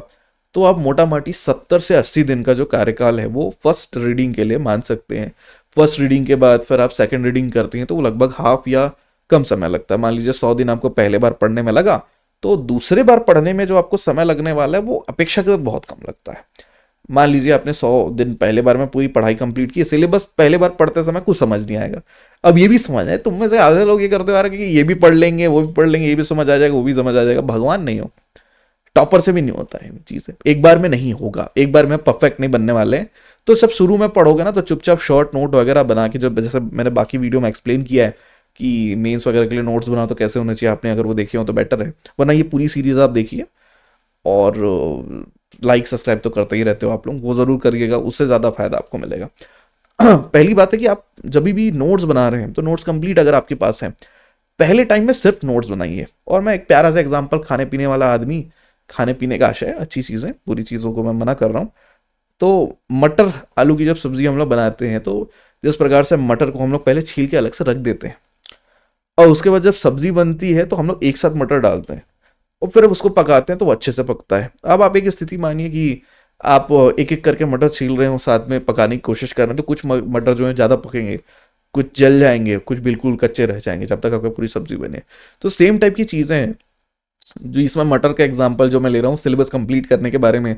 अगर आप सेम टाइम में बोलोगे कि मैं पढ़ूंगा भी, मैं रट्टा भी मार लूंगा, मेरा इस पूरा टॉपिक को खत्म करके साल भर के लिए छोड़ दूंगा, तो ऐसी स्थिति में सिलेक्शन नहीं होता है। आपको करना क्या है कि शुरुआत में आप पढ़िए बढ़िया, अच्छे से पढ़िए और नोट्स बनाते हुए चलिए। शुरू में नोट्स बनाना और समझने का काम खत्म कर दो। जब ये नोट्स बनाना और समझने का काम एक बार खत्म हो चुका है तो दिमाग में एक शांति आएगी, नोट्स रखे हुए हैं भाई साहब। और 100 दिन के बाद जब ये चीज़ें खत्म हो गई, फिर 20 डेज आपको लगेंगे रिविजन करने में 100 दिन के काम को। तो शुरुआती समय में मैराथन आपके अंदर बहुत एनर्जी होगी, तो उस एनर्जी में आपको करना क्या है कि दौड़ लगानी है, बिल्कुल दौड़ लगानी है। ऐसा नहीं कि यार अभी ये करेंगे ये छोड़ देंगे, अभी थोड़ा दिन बाद और करेंगे। और हमारे देश में शादी एक ऐसी परंपरा है जिसकी हो या किसी और की हो तो उसमें लोग नॉर्मली घुस ही जाते हैं, और इसकी शादी उसकी शादी में जो टाइम वेस्ट होता है। तो एक बहुत महत्वपूर्ण गुण चाहिए, से टू नो। अगर आप you can say no to everyone, अगर आप किसी को भी नहीं बोल सकते हैं, चाहे वो बड़ा से बड़ा व्यक्ति हो, कि कोई बुला रहा है भाई आना है, भाई ये काम से आना है, वो ये है, रिश्तेदारी निभानी है, वो आप अगर बहुत बड़ा सपना देख रहे हैं, रिश्तेदारी के लिए समय नहीं बचेगा। डायरेक्ट आप कहिए नो, और आप जितने ज़्यादा रिश्तेदारी या जितने ज़्यादा रंग बिरंगी चीज़ों से थोड़ा दूर रहेंगे उतना ज़्यादा आप फोकस्ड होकर पढ़ाई जल्दी ख़त्म कर पाएंगे। एकदम नीरस जीवन भी नहीं जीना है, लेकिन हाँ अगर आपका टारगेट कंप्लीट नहीं है और आप घूम रहे हैं तो फिर एग्ज़ाम नहीं निकलेगा। रिश्तेदारी की चीज़ों को आप पेंडिंग में रख दीजिए जब तक कि आपका सिलेक्शन नहीं हुआ। जितने रिश्तेदार आपसे दूर जा रहे हैं आपकी नौकरी लगने के बाद, वो फिर घूम फिर के आपके चरणों में वापस आने वाले हैं, तो ऐसा कोई दिक्कत की बात नहीं है। हाँ लेकिन चरणों में लाने के प्रयास में ना रहें, सेवा भाव में रहें। लेकिन कोशिश ये करिए कि शुरुआती दौर पे फालतू चीज़ें जितनी भी हो सकती हैं उससे टाइम वेस्ट ना करें, उस टाइम पे बचाएं। और अक्सर क्या होता है कि विवाह के बाद लड़कियां जो होती हैं, जो तैयारी करती हैं, हाउसवाइफ जो होती हैं, उनका जो समय होता है वो आने जाने में चला जाता है बहुत ज़्यादा, या इधर उधर की चीज़ों में चला जाता है। तो घरेलू मामले में भी आप अगर अपने टाइम को सेटल करके चलते हैं तो आपको आराम से 6-7 घंटे का जो टाइम है वो फ्री ऑफ कॉस्ट मिल जाता है। नॉर्मली लोगों के बीच में फ़ोन में बात करना, घर में बात करना है, घूमने जाना है, ये वो करना है, वो सब चीज़ें आप हटाकर सिर्फ तैयारी करोगे तो भी आपका जो सिलेबस है वो टाइम पे कंप्लीट हो जाएगा। तो डिपेंड करता है कि आप कितने सही तरीके से सही स्ट्रेटजी फॉलो करते हैं। गलत स्ट्रेटजी फॉलो करिए, आप 4 साल तक पढ़ते रहेंगे। बिलासपुर में बच्चे हैं, रायपुर में बच्चे हैं, पढ़ रहे हैं, 4-4 साल से पढ़ रहे हैं, तो वो पढ़ाई चलते रहती है, वो कभी ख़त्म नहीं होती। उसमें सिलेबस कभी आपका पूरा ख़त्म नहीं हो पाएगा, ये बात आप मानकर चलें। हाँ कुछ चीज़ों में आप एक्सपर्ट बन जाएंगे, जो एग्जाम में आने वाला है उसमें एक्सपर्ट बन जाएंगे। कंपटीशन का मतलब ये नहीं होता है कि 100 में 100 लाना है, कंपटीशन का मतलब ये है कि 100 लोगों में फर्स्ट आना है। ठीक है, वो उस बात में अंतर है। अब ये क्वेश्चन भी है कि रोजाना आप पढ़ाई करना चाहते हैं, कितने घंटे हम लोग को देना है। अब ये एक ट्रिक क्वेश्चन है। ट्रिक क्वेश्चन का मतलब है, मान लीजिए कि आपको कोई चीज़ बहुत जल्दी समझ में आती है, आपका मैथमेटिक्स बड़ा अच्छा है, अब आप उसमें पढ़ाई में, जैसे सी सेट में क्वेश्चन आ रहा है, समय और दूरी वाली चीज़ है, अब आपको मैथमेटिक्स बहुत अच्छा है आपका, 10th क्लास अच्छे से आपने किया, 12th भी अच्छे से किया, ग्रेजुएशन वगैरह में भी मैथमेटिक्स का साथ आपने नहीं छोड़ा, बीए वगैरह भी अगर आपने किया है तो, और उस कंडीशन में अगर आपका मैथमेटिक्स रीजनिंग वगैरह बहुत अच्छी है तो दिमाग बड़ा तेज चलता है। आर्ट्स के बच्चे जब आर्ट्स में जाते हैं तो नॉर्मली आर्ट्स और दूसरे बैकग्राउंड के बच्चे मैथमेटिक्स और रीजनिंग छोड़ देते हैं, तो दिमाग थोड़ा स्लो हो जाता है, चीज़ों को समझने में थोड़ा वक्त लगने लगता है, पहेलियां सुलझाने में समय लगती है, तो उसके कारण सिलेबस को कवर करने में थोड़ा अपेक्षाकृत समय ज़्यादा लगता है, क्योंकि मेहनत करने का जो नॉर्मली क्रम जो होता है वो कम होता है। मैथमेटिक्स के बच्चों में एक बड़ी प्यारी बात पाई जाती है, अगर आप मैथमेटिक्स के हो तो कमेंट में ज़रूर बताएं, साइंस के अगर हैं, हम लोग साइंस के स्टूडेंट जब भी कुछ काम करते हैं, क्योंकि मैं भी साइंस बैकग्राउंड से था, फिर उसके बाद मैंने एमए इन हिंदी, फिर एमए इन पॉलिटिक्स, दोनों चीज़ें चली। फिलहाल की स्थिति में आप बोल सकते हैं आपका भविष्य जो है एक अच्छे शिक्षक के हाथों में है। बहरहाल, जिस चर्चा में हम लोग थे उसमें वापस आते हैं। जब इस बात में आप थोड़ा सा आगे निकलोगे कि कितना समय लगने वाला है, तो ये सीधा सीधा लेना देना पड़ता है कि अगर आप साइंस के स्टूडेंट हैं, आपका मैथमेटिक्स अच्छा है, तो साइंस के स्टूडेंट क्या होते हैं कि मैथ वगैरह बनाते हैं, तो मैथ बनाते समय शुरुआत में कई बार गलतियां होती हैं, 10-10 बार गलतियां होती हैं, आंसर नहीं आता है, सब बच्चे तैयारी कर रहे हैं, आंसर नहीं आ रहा है, फिर करते करते हार न मानने की जो चीज़ होती है, नेवर गिव अप वाली चीज़ होती है, वो साइंस के बच्चों में ज़्यादा होती है। अंततोगत्वा लास्ट में जाके, in the end, at the end या इन द एंड, जो करना है करो, एट का मतलब कुछ और समझ हो सकता है, बहरहाल मुद्दा अलग है। तो जब लास्ट में आप पहुंचते हैं तब आपको एक चीज़ पता चलती है कि यार हम लोग गिव अप तो नहीं करेंगे, छोड़ेंगे तो नहीं, और वो काम हो जाता है।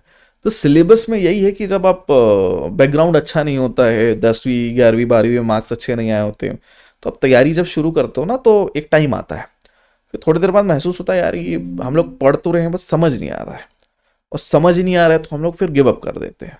तो अगर आप वहाँ पे गिव अप नहीं करते हो, थोड़ा सा समय ज़्यादा दोगे, तो शुरुआत में आपको थोड़ा फ्रिक्शन महसूस होगा, टाइम थोड़ा सा ज़्यादा आपको लगेगा, लेकिन कुछ दिन बाद आपको वो चीज़ अच्छे से आने लग जाएगी।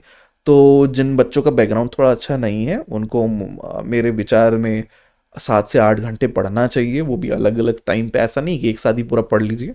नोट्स अच्छे से बनाइए, रिवाइज बार बार करिए, शुरू में समझ नहीं आएगा, कुछ दिन में समझ आना शुरू हो जाएगा, बशर्ते आप ये बात मानकर मेरी चलें कि शुरू में थोड़ा सा फ्रिक्शन होता है, समझ में नहीं आती चीज़ें, अगर आप उस समय पढ़ाई छोड़ दिए तो ये जर्नी बार बार यहीं से शुरू होगी कि हर साल आपको महसूस होगा कि गवर्नमेंट जॉब चाहिए, और आप फिर फ्रिक्शन का मतलब होता है घर्षण, मतलब आप साइकिल जैसे शुरू करने की कोशिश करते हो चलाने के लिए, तो शुरू में बहुत ताकत लगता है चलते, फिर एक बार साइकिल चलना शुरू होता है फिर ताकत उतनी ज़्यादा लगाने की जरूरत नहीं पड़ती है। तो जो शुरू का जो समय होता है ना, वहाँ पे कुछ समझ नहीं आता है, जब आप तैयारी शुरू करेंगे, कोई भी बच्चा हो, तो वहाँ पे गिव अप अगर आप नहीं करते हैं तो आपको चीज़ें ठीक से हो जाएंगी। तो दिन में कितने घंटे पढ़ना है ये सीधा क्वेश्चन नहीं है, बट अगर आप एकदम मान के चलें कि हम लोग कितना टाइम देते हैं, तो मैं एक न पढ़ने वाला विद्यार्थी रहा हूँ हमेशा से, एग्ज़ाम के टाइम पढ़ाई इंजीनियरिंग बैकग्राउंड से रहा हूँ, तो भी मैं इस उद्देश्य में आज की स्थिति में मुझे दिन में जो पढ़ाई का जो टाइम जाता है वो तकरीबन 8 से 10 घंटे हम लोग का चला जाता है। आप लोगों को ज़रूरत नहीं है, वो 6-7 घंटे भी अगर आप करते हैं तो बेटर है। पढ़ाई बहुत अच्छा है, चीज़ें एक बार में पढ़ने पे समझ में आ जाती है, चीज़ों को आप शॉर्ट नोट, पूरा डॉक्यूमेंट पढ़ने के बाद उसका शॉर्ट नोट तुरंत बना लेते हैं, बार बार पढ़ना नहीं पड़ता है। अगर आपके साथ ये वाली दिक्कत नहीं कि हम लोगों ने लाइन पढ़ा, फिर अचानक से लगा कि ऊपर वाले में क्या पढ़ा पता ही नहीं पढ़ा, तो हो सकता है आपको ज़्यादा पढ़ना पड़े, लेकिन ऐसी स्थिति में 4 घंटे की पढ़ाई भी लगभग इनफ होती है। इसीलिए नौकरी पेशा वाले जो लोग होते हैं वो थोड़ा सा स्ट्रगल में वैसे रहते हैं, दिमाग तेज रहता है, तो सुबह 1 घंटे 2 घंटा जो कहीं पे भी वो निकाल के लेक्चर्स कंप्लीट करते हुए चले तो उनका भी काम हो जाएगा। तो ऐसा कोई फिक्स नहीं है, 4 घंटे मिनिमम, और मैक्सिमम आप 10 घंटे तक जा सकते हैं, उससे ऊपर मैं रेकमेंड नहीं करता हूँ, दिमाग काम नहीं करता है। अब देखिए, कोई भी कोचिंग संस्थान ऐसा नहीं है कि सबसे अच्छा है या ये कोचिंग संस्थान बुरा है। हम लोगों ने जब ये चीज़ें शुरू की, युद्धाभ्यास IAS अकेडमी शुरू की, तो नॉर्मली मैंने जब सभी कोचिंग सेंटर्स को देखा तो मुझे एक चीज़, पहली बात तो है कि मैं मिडिल क्लास फैमिली से आता, तो मुझे लगा कि यार क्या करना चाहिए, तैयारी करनी चाहिए नहीं करनी चाहिए, मैं भी आपकी एज में वही सोच रहा था। फीस जब मैंने पता करी तो उस समय, जब हम लोग के समय, तो बहुत पुरानी बात है, तो उस समय 25-30 हज़ार हुआ करता था, अभी तो लगभग 1-1.5 लाख रुपए तो चला जाता है। और आप जब साल भर रहेंगे तो मोटा मोटी आपका 2-3 लाख रुपए चला जाएगा, जो कि मिडिल क्लास बच्चे के लिए ठीक नहीं है। मिडिल क्लास बच्चा अफोर्ड ही नहीं कर सकता है। और अगर आप अफोर्ड भी करते हैं तो उसके बाद अगर सिलेक्शन नहीं होता है, क्योंकि सिलेबस तो हर साल बदल रहा है, कोचिंग आपने 1 साल की तो 1 साल का आपका 2 लाख चला गया, रहना खाना भी जाता है।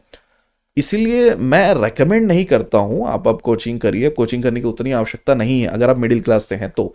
मिडिल क्लास बच्चों को मैं बोलता हूँ सारी चीज़ें यूट्यूब पे अवेलेबल हैं, सारी चीज़ें। हाँ, यूट्यूब में आप उन कोचिंग सेंटर से पढ़ने की कोशिश ना करें जो ऑफलाइन पढ़ाते हैं, क्योंकि उन लोगों के साथ ये स्कैम ये है कि वो लोग ऑफलाइन कोचिंग सेंटर्स या अपनी चीज़ों को प्रमोट करते हैं, बड़े बड़े हीरो या फिर ये को जो नॉर्मली प्रमोशंस वाली चीज़ें होती हैं। तो ये हमेशा याद रखिए, जिस चीज़ को बहुत ज़्यादा प्रमोट करने की ज़रूरत पड़ रही है उसमें दमखम नहीं है। जिस चीज़ की एडवर्टीजमेंट की जाती है वो चीज़ बहुत ज़्यादा बेटर है, ऐसा मान एक जानकारी होती है कि एडवर्टीजमेंट होती है। तो पहले भ्रमित करने वाले एडवर्टीजमेंट से बचना है कि हमारे यहाँ से इतने सेलेक्ट होते हैं, उतने सेलेक्ट होते हैं। कितने सेलेक्ट हो रहे हैं ये बहुत ज़्यादा इंपॉर्टेंट मैटर कभी भी नहीं रहा है। आपको इस बात पे ध्यान देना है कि भाई ये टीचर मुझे पढ़ा रहा है, इसकी बात मुझे समझ में आ रही है और इसका जो पढ़ाया हुआ है वो एग्ज़ाम में आ रहा है, और वो वाली चीज़ है। तो जब आप दो टीचर को कंपेयर करें, आप किसी भी टीचर्स को कंपेयर कर सकते हैं। कोई एक टॉपिक कोई अगर टीचर पढ़ा रहा है तो आप देखिए ये वाला टीचर जब उस टॉपिक को पढ़ा रहा है तो मुझे कैच करने में कितना टाइम लग रहा है, समझने में कितना टाइम लग रहा है, या एग्ज़ाम उपयोगी है कि नहीं है। अगर ये वाला टीचर पढ़ा है तो कितना टाइम लग रहा है। और नॉर्मल कंडीशन में जब आप डेमो क्लासेस में जाएंगे तो हर कोचिंग सेंटर्स में आपको डेमो क्लासेस फुल मिलेगी शुरू शुरू में। लेकिन अगर आपको किसी कोचिंग सेंटर को एकदम रियल में जानना है तो एग्ज़ाम के कुछ दिन पहले, या आपको बोलना चाहिए कि जब कोई एग्ज़ाम नहीं होता है जिस समय में, मिड सीजन में आप जाइए और आपको वहाँ पे पता चल जाएगा कि सारे कोचिंग सेंटर के जो पिछली सीटें होती सब खाली हो चुकी होती है, बच्चे आते नहीं हैं क्योंकि कुछ समझ में नहीं आता है। इसीलिए मैं आपसे रेकमेंड करूँगा कि आज की डेट में अब ऑनलाइन कोचिंग्स आ चुकी हैं। अगर आपको कम कीमतों में चाहिए तो हमारी युद्धअभ्यास IAS अकेडमी उस सब चीज़ का सब्सटीट्यूट है। पूरे छत्तीसगढ़ में आपको इससे बेस्ट वो चीज़ें अवेलेबल नहीं होंगी। जितनी चीज़ें ज़रूरी होती है, इंपॉर्टेंट होती है, हम लोग पढ़ाते हैं, उससे ज़्यादा चीज़ें आपको पढ़ने की ज़रूरत भी नहीं है। मिनिमम ये चीज़ आप मानकर चलिए कि घर में आपको गाइडेंस चाहिए, वो यहाँ से आपको मिल जाएगी। पढ़ने की सभी चीज़ें पुस्तकों को से आपको पढ़ना है, पुस्तकों से के अलावा कुछ ऐसा कोई टीचर के पास ये चीज़ नहीं होती कि आपको एकदम कुछ भर के अलग से दे दे। तो सिलेबस कंप्लीट आप घर से कर सकते हैं। नॉर्मल कंडीशन में आप 1 साल अपना दे दीजिए, और अगर आपके पास समय है तो, और आप घर में पढ़ लीजिए ऑनलाइन कोचिंग से। ऑनलाइन कोचिंग से पढ़ने के बाद जब आपको लगे कि हाँ भाई एक बार एग्जाम देकर देखो, आपको महसूस हो रहा है कुछ नहीं हो रहा है, तो एक बार आप जा सकते हैं किसी भी कोचिंग सेंटर में। रिकमेंडेड नहीं है, लेकिन अगर आप एकदम चाहते हैं कि हम लोग को जाना है, माहौल में पढ़ना है, तो आप कहीं पे भी पढ़ सकते हो। कोचिंग ऐसा ज़रूरी नहीं है कि कोई अच्छा है बुरा है, डिपेंड इस बात में करता है कि आप कहीं कोचिंग सेंटर जा रहे हो तो वो कंटेंट जो आपको पढ़ा रहे हैं वो क्या एग्ज़ाम के लिए उपयोगी है, एग्ज़ाम में आता है। अगर आता है तो वो कोचिंग सेंटर में आप पढ़ सकते हो। हाँ, लेकिन इस बात में कभी भी उस व्यक्ति पे भरोसा मत करें, खुद टेस्ट करें, या प्रूफ मांग सकते हैं आप। किस बात का प्रूफ? कि आपका पढ़ाया एग्जाम में आता है कि नहीं आता है। इस बात का मत प्रूफ मांगिए कि आपका पढ़ाया एग्जाम में सेलेक्ट होता है कि नहीं होता है।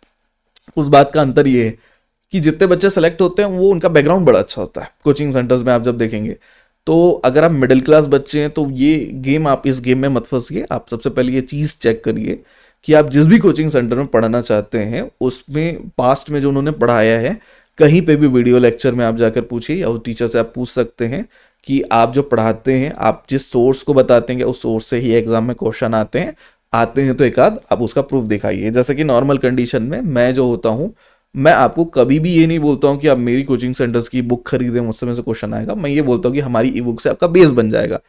और अगर आप बोल रहे हैं कि एकदम डिटेल में पढ़ाई करनी है, तो मैं आपको हमेशा मेरी बुक लिस्ट में जो वीडियोस में जो बुक लिस्ट होती है, वीडियोस में जो होती है, उसमें मैं आपको जो रेकमेंड करता हूँ वो बुक्स होती हैं जो मार्केट में मिलती है, जो यूपीएससी में भी काम आएंगी और कई साल तक काम आएंगी। शॉर्ट तरीके से नोट्स अगर आप बनाना चाहते हैं वो सब अवेलेबल हो जाता है, वो कहीं भी मिल जाता है, हमारी ऐप में भी अवेलेबल है। इसीलिए कोई भी कोचिंग सेंटर ना तो बहुत अच्छी है, ना तो कोई भी कोचिंग सेंटर बहुत बुरी है। डिपेंड करता है कि आपको किसी टीचर से कितना ज़्यादा समझ में आता है। ठीक है। सीजीपीएससी की तैयारी घर से कर सकते हैं, ये एक ऐसा टाइप का क्वेश्चन है जो जिसका आंसर है सीधा सीधा यस। बहुत सारे बच्चे घर से ही करते हैं। कुछ बच्चे के जिनके पास देखो वो खुद से नहीं पढ़ पाते हैं, वो उनको जाना पड़ता है कोचिंग पे। तो पहला बात है self study. Yes, self study सबको करना पड़ता है, कोचिंग जाने वाले बच्चे भी खुद से आकर पढ़ते हैं। कोचिंग उन बच्चों के लिए अच्छा है भाई जिनके पास पैसे वैसे बहुत ज़्यादा अच्छे हैं, साल का 2 लाख रुपए जो खर्च करने की मतलब हिम्मत रखते हैं वो जा सकते हैं। मिडिल क्लास बच्चों को मैं सीधा मना कर रहा हूँ, मत जाइए। आप वो 2 लाख रुपए डालेंगे तो वो आपको कुछ निकल कर नहीं आने वाला है। 2 लाख कैसे, तो रहने खाने का भी व्यवस्था आपको लगेगा, आने जाने का जो खर्चा होगा वो माता पिता पे बर्डन बनने से बचे। आप ऑनलाइन ही क्लासेस करें। ऑनलाइन क्लासेस नॉर्मली अंडर 10,000 आपको मिल जाएगा, 10,000, और उसमें ईएमआई वगैरह भी होती, तो आप आराम से उससे ज़्यादा पैसे तो आप लोग जियो वगैरह के रिचार्ज में खर्च कर देते हैं। इससे नॉर्मल कंडीशन में ये मैं रेकमेंड करता हूँ कि आप घर से ही पढ़ें। घर से पढ़ना बेस्ट ऑप्शन है। आफ्टर कोविड के बाद से ये चीज़ें बहुत ज़्यादा प्रचलन में, बहुत अच्छी बात है। हर एक टॉपिक को आपको यूट्यूब में कहीं ना कहीं वीडियो लेक्चर मिल जाएंगे। अगर आप स्पेसिफिक हमारी संस्था से पढ़ना चाहते हैं तो हमारे ऐप में आपको हर जो विषय है सीजीपीएससी का, उसका जो एक कोर्स है वो आपको देखने के लिए मिल जाएगा। छोटा छोटा है, 200-300 रुपए का हमारा कोर्स होता है, ज़्यादा महंगा नहीं होता है, क्योंकि हम लोग मिडिल क्लास स्टूडेंट्स के लिए हमने ये सब चीज़ें शुरू की थी। तो आप नॉर्मल कंडीशन में जाइए, वहाँ से भी आप परचेस कर सकते हैं। पढ़ के देखिए, नोट्स बनाइए, रिविजन करिए, क्योंकि हम लोग का जो पढ़ाने का तरीका है वो टू द पॉइंट होता है। अभी जहाँ से क्वेश्चन आ रहा है वहाँ से कम समय में आपका कोर्स कंप्लीट करने के लिए वो चीज़ काम करती है। प्लस ऑनलाइन कोचिंग में क्या है कि आप जब मन चाहे रिकॉर्डिंग उठा के पढ़ सकते हो। ऑफलाइन कोचिंग में क्या है, आपने गया सर से, आपने पढ़ा 3 घंटे, अब 3 घंटे में आपका दिमाग 3 घंटे के 3 घंटे एक्टिव नहीं रहता। तो आप पढ़ोगे, शुरू शुरू में लगेगा यार अब मजा आ रहा है, मजा आ रहा है, मजा आ रहा है, थोड़ी देर बाद मजा नहीं आता है, चीज़ें याद भी नहीं होती है और नोट भी नहीं बनाते। अब इस कंडीशन में कि नोट्स भी नहीं बन रहे हैं, चीज़ें भी नहीं हो पा रही हैं, तो चीज़ें छूटने लगती हैं। आप कहीं 1-2 दिन बीमार पड़ गए, घर में कुछ दिक्कत आ गई, मम्मी पापा को प्रॉब्लम हो गई, कुछ हो गई, आप गए, फिर आप मान लीजिए 5 दिन 10 दिन बाद आए, अगर पूरा सिलेबस खत्म हो गया तो पता चला कि आपका पूरा एरिया खत्म हो गया। अब वो वापस से नहीं पढ़ पाओगे, वापस से क्लासेस नहीं होंगी, वापस से चीज़ें नहीं हो पाएंगी। तो आप ये बात मान कर चलें, ऑनलाइन कोचिंग आज की डेट में बेस्ट है। घर बैठिए, पढ़िए और चुपचाप बुक उठाइए, बुक को लेक्चर देखिए, बुक में वो चीज़ पढ़िए, अपना नोट्स बनाइए और टॉप कर जाइए। इतना काम से आपका काम हो जाएगा। सीजीपीएससी परीक्षा में अभी वैकल्पिक विषय है नहीं। बहुत सारे लोग इस बात पे बात करते हैं कि वैकल्पिक विषय ने ऑप्शनल सब्जेक्ट्स, इसलिए नहीं है क्योंकि अभी यूपीएससी की तर्ज में हम लोग जा नहीं रहे। यूपीएससी में ऑप्शनल सब्जेक्ट होते हैं। अब बहुत सारे बच्चों को ये लगता है कि यार ऑप्शनल की तैयारी कैसे, क्योंकि आप कभी भी गूगल में सर्च करेंगे तो कुछ चीज़ें ऐसी होती है कि वो बताता है कि सीजीपीएससी में ऑप्शनल है। तो पहली बात, सीजीपीएससी में ऑप्शनल सब्जेक्ट नहीं होता है, यूपीएससी में होता है। और यूपीएससी के ऑप्शनल में बहुत सारी चीज़ें होती है, वो अलग पूरा प्रोसेस है, क्योंकि हम लोग यूपीएससी की बात अभी नहीं कर रहे हैं, कभी और करेंगे। एक पूरा पॉडकास्ट का सीजन उसी के लिए रहेगा कि यूपीएससी कैसा देखा जाए। लेकिन मेरी स्थिति में आप माने तो अभी फ्यूचर में चांस उतने ज़्यादा है नहीं ऑप्शनल सब्जेक्ट के छत्तीसगढ़ में, क्योंकि छत्तीसगढ़ के कंपटीशन सीजन में अगर आप देखते हैं, मतलब एग्जाम कंपटीशन में देखोगे तो बहुत आसान है। दूसरे राज्य के जो बच्चे आते हैं वो मैक्सिमम 30 केस तक एग्जाम दे सकते हैं, क्योंकि वो अपने ही राज्य में देना प्रेफर करेंगे, आपके राज्य में आकर देंगे नहीं। और अगर दूसरे राज्य के लोग हैं, वो चाहे एसटी ओबीसी से आते हैं, जो उनके राज्य में उनको आरक्षण मिलता है, छत्तीसगढ़ राज्य में उनको आरक्षण नहीं मिलता, उनको अनरिजर्व से यानी जनरल सीट से ही लड़ना पड़ता है, जो कि अपेक्षाकृत बाहर के बच्चों को छत्तीसगढ़ राज्य की पीएससी में एंटर न करने के लिए एक माध्यम बना दिया गया। तो आप ये बोल सकते हैं कि छत्तीसगढ़ राज्य के बच्चों के लिए कंपटीशन अभी बहुत ज़्यादा नहीं है। क्योंकि कंपटीशन बहुत ज़्यादा नहीं है, तो जब तक कंपटीशन ज़्यादा नहीं होगा तब तक ऑप्शनल सब्जेक्ट का तमाशा यहाँ पे नहीं होगा। फिलहाल की स्थिति में छत्तीसगढ़ में कोई भी ऑप्शनल सब्जेक्ट जो है वो नहीं है, तो आप अभी ये टेंशन मत लीजिए। ऑप्शनल सब्जेक्ट ऐसा कुछ नहीं है, वो गूगल के कुछ वेबसाइट को छोड़ के। पिछले वर्ष या फिर जो पुराने प्रश्न पत्र हैं उसका अध्ययन बहुत ज़्यादा जरूरी है। मेंस का आप अगर पेपर निकाल कर देखते हैं तो आपको पता चलेगा यार एक ही टॉपिक से बहुत सारे क्वेश्चन एक ही टाइप से आ रहे हैं। लेकिन जब हम प्रीलिम्स में बात करते हैं ना, तो प्रीलिम्स में टॉपिक नहीं आता है, चैप्टर आ सकता है। चैप्टर से चीज़ें पूछी जाती हैं और वो बहुत ज़्यादा ज़रूरी है। अगर आप मैं रेफरेंस हम लोग कोचिंग सेंटर का लेके चलते हैं। मैं जब भी क्लासेस में पढ़ाता हूँ, क्योंकि मैं खुद एक कोचिंग संस्थान में हूँ और मैं टीचर हूँ, तो पढ़ाता हूँ, तो नॉर्मल बच्चे मुझे जानते भी हैं छत्तीसगढ़ में। तो जब मैं उस चीज़ में बात करता हूँ तो मैं अक्सर ये बात बोलता हूँ, यार देखो बहुत सारी चीज़ तो एग्जाम में आती नहीं है, तो जो आ रही है उसको छोड़ के आप बाकी चीज़ों में अगर दिमाग लगा रहे हो तो फिर दिक्कत की बात है। तो एक शब्द होता है बहुत चुभने वाला शब्द, जिसको बोला जाता है औकात। आपने कभी मूवीज़ वगैरह में सुनी होगी। तो नॉर्मल कंडीशन में जब कोई व्यक्ति या विद्यार्थी पढ़ाई शुरू करता है और वो बेफालतू के टेस्ट सीरीज दिए जा रहे हैं, उस टेस्ट सीरीज को देने के बाद जितने भी कोचिंग सेंटर्स के टेस्ट सीरीज आप उठा के देखिए, पीएससी के पेपर से जो क्वेश्चंस आते हैं, कुछ टॉपिक तो वैसे पूछते हैं जो कभी एग्जाम में आते ही नहीं है। तो बच्चे का जो मोरल है वो डाउन हो जाता है। मनोस्थिति एक जो होता है, मन में जो एक लड़ाई लड़ता है बच्चा खुद से कि हाँ हो पाएगा नहीं हो पाएगा, तो यहाँ पे वो डाउन हो जाता है। इसीलिए मैं रेकमेंड करता हूँ कि प्रीवियस ईयर क्वेश्चन पेपर को एनालाइज कर लीजिए, और एनालाइज करने के लिए आप समझ लीजिए कहाँ कहाँ से क्वेश्चन पूछे जा रहे हैं, और जहाँ से क्वेश्चन पूछे जा रहे हैं उन हिस्सों को अच्छे से आप प्रिपेयर कर लीजिए। आपके पास अगर समय नहीं है तो इसका एक उदाहरण के तौर पे आप बोलिए कि पूरा जो काम है आपके बदले हम लोगों ने कर दिया है, और CGPSC pre GS important topic के नाम से ये पीडीएफ आपको हमारे एप्लीकेशन के पीडीएफ सेक्शन में मिल जाएगा, ई बुक सेक्शन में मिल जाएगा। आप वहाँ से जाके बहुत कम कीमत पे इसे परचेस कर सकते हैं, और प्रीवियस ईयर के क्वेश्चन पेपर को पढ़ने की अपेक्षा, क्योंकि एक बार पढ़ लोगे प्रीवियस ईयर क्वेश्चन पेपर तो टेस्ट नहीं कर पाओगे खुद को उससे। इसीलिए वो जो टॉपिक आपको इंपॉर्टेंट की लिस्ट में दिया जाएगा आप उसको अच्छे से प्रिपेयर कर लें, और प्रिपेयर करने के बाद जितने भी पुराने प्रश्न पत्र हैं उसको एज अ मॉक टेस्ट दे दीजिए, तो आपको पता चल जाएगा कि तैयारी हुई है कि नहीं हुई है और टॉपिक कितने इंपॉर्टेंट है। तो ऐसे बार बार एक क्वेश्चन उतना ज़्यादा आता है ऐसा नहीं है। मान लीजिए आज तक से हर साल 100 प्रश्न आते हैं, 10 साल में 1000 प्रश्न आए होंगे, तो उस 1000 प्रश्न में से छत्तीसगढ़ के जितने भी क्वेश्चन को अगर हम बोले कितना रिपीट हुआ है, तो 1000 में से कम 20-30 प्रश्न ऐसे होते हैं वो हर बार किसी न किसी रूप में किसी न किसी टॉपिक के तौर पे वो घूम फिर के आ जाते हैं। प्रीवियस ईयर क्वेश्चंस बहुत इंपॉर्टेंट है और इसे आपको बिल्कुल नहीं छोड़ना है। फ्री ऑफ कॉस्ट इसकी जो टेस्ट है सीजीपीएससी की वो हमारे ऐप में आपको देखने के लिए मिल जाएगा। सीजीपीएस ऐप में जाइएगा, फ्री कोर्स में जाइएगा, वहाँ जाने के बाद आप इस टेस्ट को दे दीजिए और आपको पूरे 2012 से लेकर अब तक के जितने भी पेपर्स हैं वहाँ पर आपको देखने के लिए मिल जाएंगे। मॉक टेस्ट देना ज़रूरी है कि नहीं है इस बात पर डिपेंड करता है आपकी तैयारी कितनी हुई है। अब बहुत सारे बच्चे मैंने देख रखे हैं उनकी तैयारी हुई नहीं है, वो मॉक टेस्ट दिए पड़े हैं कि भाई हम मॉक टेस्ट देंगे। ऐसे में होना क्या है, फेल हो जाओगे, मॉक टेस्ट में नंबर कम आएंगे, फिर क्या होगा, मोरल डाउन हो जाएगा। मोरल डाउन होगा, आपकी मनोभावना जो है किसी एग्जाम के लिए लड़ने के लिए जब आप खुद को मोटिवेट करते हैं कि करेंगे करेंगे, अब पहुंचे फिर पता चलता है यार हो ही नहीं पा रहा है, नंबर कम आ रहे हैं, टॉपिक हमने अच्छे से पढ़ा है फिर हो नहीं पा रहा है। इसीलिए मैं रेकमेंड करता हूँ कि मॉक टेस्ट तब दीजिए जब आपको लगे कि आपकी तैयारी कंप्लीट हो चुकी है। कंप्लीट होने के पहले अगर आप मॉक टेस्ट देंगे तो वो कॉन्फिडेंस बढ़ाने की अपेक्षा आपको और धरातल में ले जाएगा। बस आपको ये समझना है, तो मॉक टेस्ट तो बचना है, नहीं देना है। दूसरी बात है कि टॉपिक वाइज टेस्ट जो होता है वो देना है कि नहीं देना है, तो टॉपिक वाइज टेस्ट आप दे सकते हैं। जैसे हमारी ऐप में सीजीजीएस के टॉपिक वाइज टेस्ट हम लोगों ने बड़े प्रेम से तैयार किए हैं। लगभग 5000 क्वेश्चन छत्तीसगढ़ के जीएस के हम लोगों ने बनाए हैं, टॉपिक वाइज अलग अलग है। और वो छत्तीसगढ़ के हर बुक, कोई भी बुक आपके पास अवेलेबल हो उसी के चैप्टर को आप पढ़िए। तो हमने लगभग सभी जितने भी पुस्तक हैं उनके सार को निकाल के उसमें से क्वेश्चंस बनाए ताकि आपको वो कंप्लीट करने में आसानी हो। तो आपको करना क्या है कि अगर आप चाह रहे हैं कि मॉक टेस्ट देना भी है सीजी की जीएस के लिए, ये सीजी जीएस बहुत इंपॉर्टेंट होता है, तो आप क्या करिए, इन सभी बुक को पकड़ लीजिए, कोई सा बुक चैप्टर पढ़िए और उसका टेस्ट देते जाइए। इससे आपको एक चीज़ ये हो जाएगा कि क्वेश्चन आप कैसा परफॉर्म करते हैं वो पता चल जाएगा। लेकिन हाँ, मॉक टेस्ट तब तक नहीं देना है जब तक आपको महसूस ना हो कि हम पढ़ेंगे और पूरा नहीं करेंगे। तो जब आपको ये कन्फर्मेशन हो कि हाँ सर हम लोग पढ़ेंगे, तभी आप वो टेस्ट सीरीज परचेस करें जो हमारे ऐप में है। अन्यथा मैं रेकमेंड नहीं करता हूँ, वरना आप फिर मुझे बोलेंगे कि सर आपके कहने पे हमने कर दिया, क्वेश्चन भी उससे आ गए लेकिन हमने तैयारी नहीं की है, क्योंकि क्वेश्चन उसी में से आते हैं। इसलिए आप थोड़ा सा ध्यान रखिए कि जब भी आप मॉक टेस्ट लें तो सीधा ब्लैंक मॉक टेस्ट देने से बचें, वो भी खास तौर पर एग्जाम के पहले। मोरल डाउन हो जाएगा और मनोबल जैसे ही खत्म हुआ तो फिर कोई भी एग्जाम आप जो है वो क्लियर नहीं कर पाएंगे, और क्लियर करने के बारे में सोचना भी लगभग मुश्किल हो जाएगा। सीजीपीएससी में नोट्स बनाना जरूरी है कि नहीं, ये दो बात पे डिपेंड करता है कि आप नोट्स कौन से एग्जाम के लिए बना रहे हैं। अगर आपके दिमाग में है कि सर हम प्रीलिम्स नाम का एक एग्जाम है उसके लिए नोट्स बनाना चाहते हैं, तो प्रीलिम्स एग्जाम के लिए नोट्स बनाने के रिकमेंडेशन आचार्य सर नहीं देते हैं। उसके पीछे का कारण क्या है कि भाई क्यों नहीं देते हैं?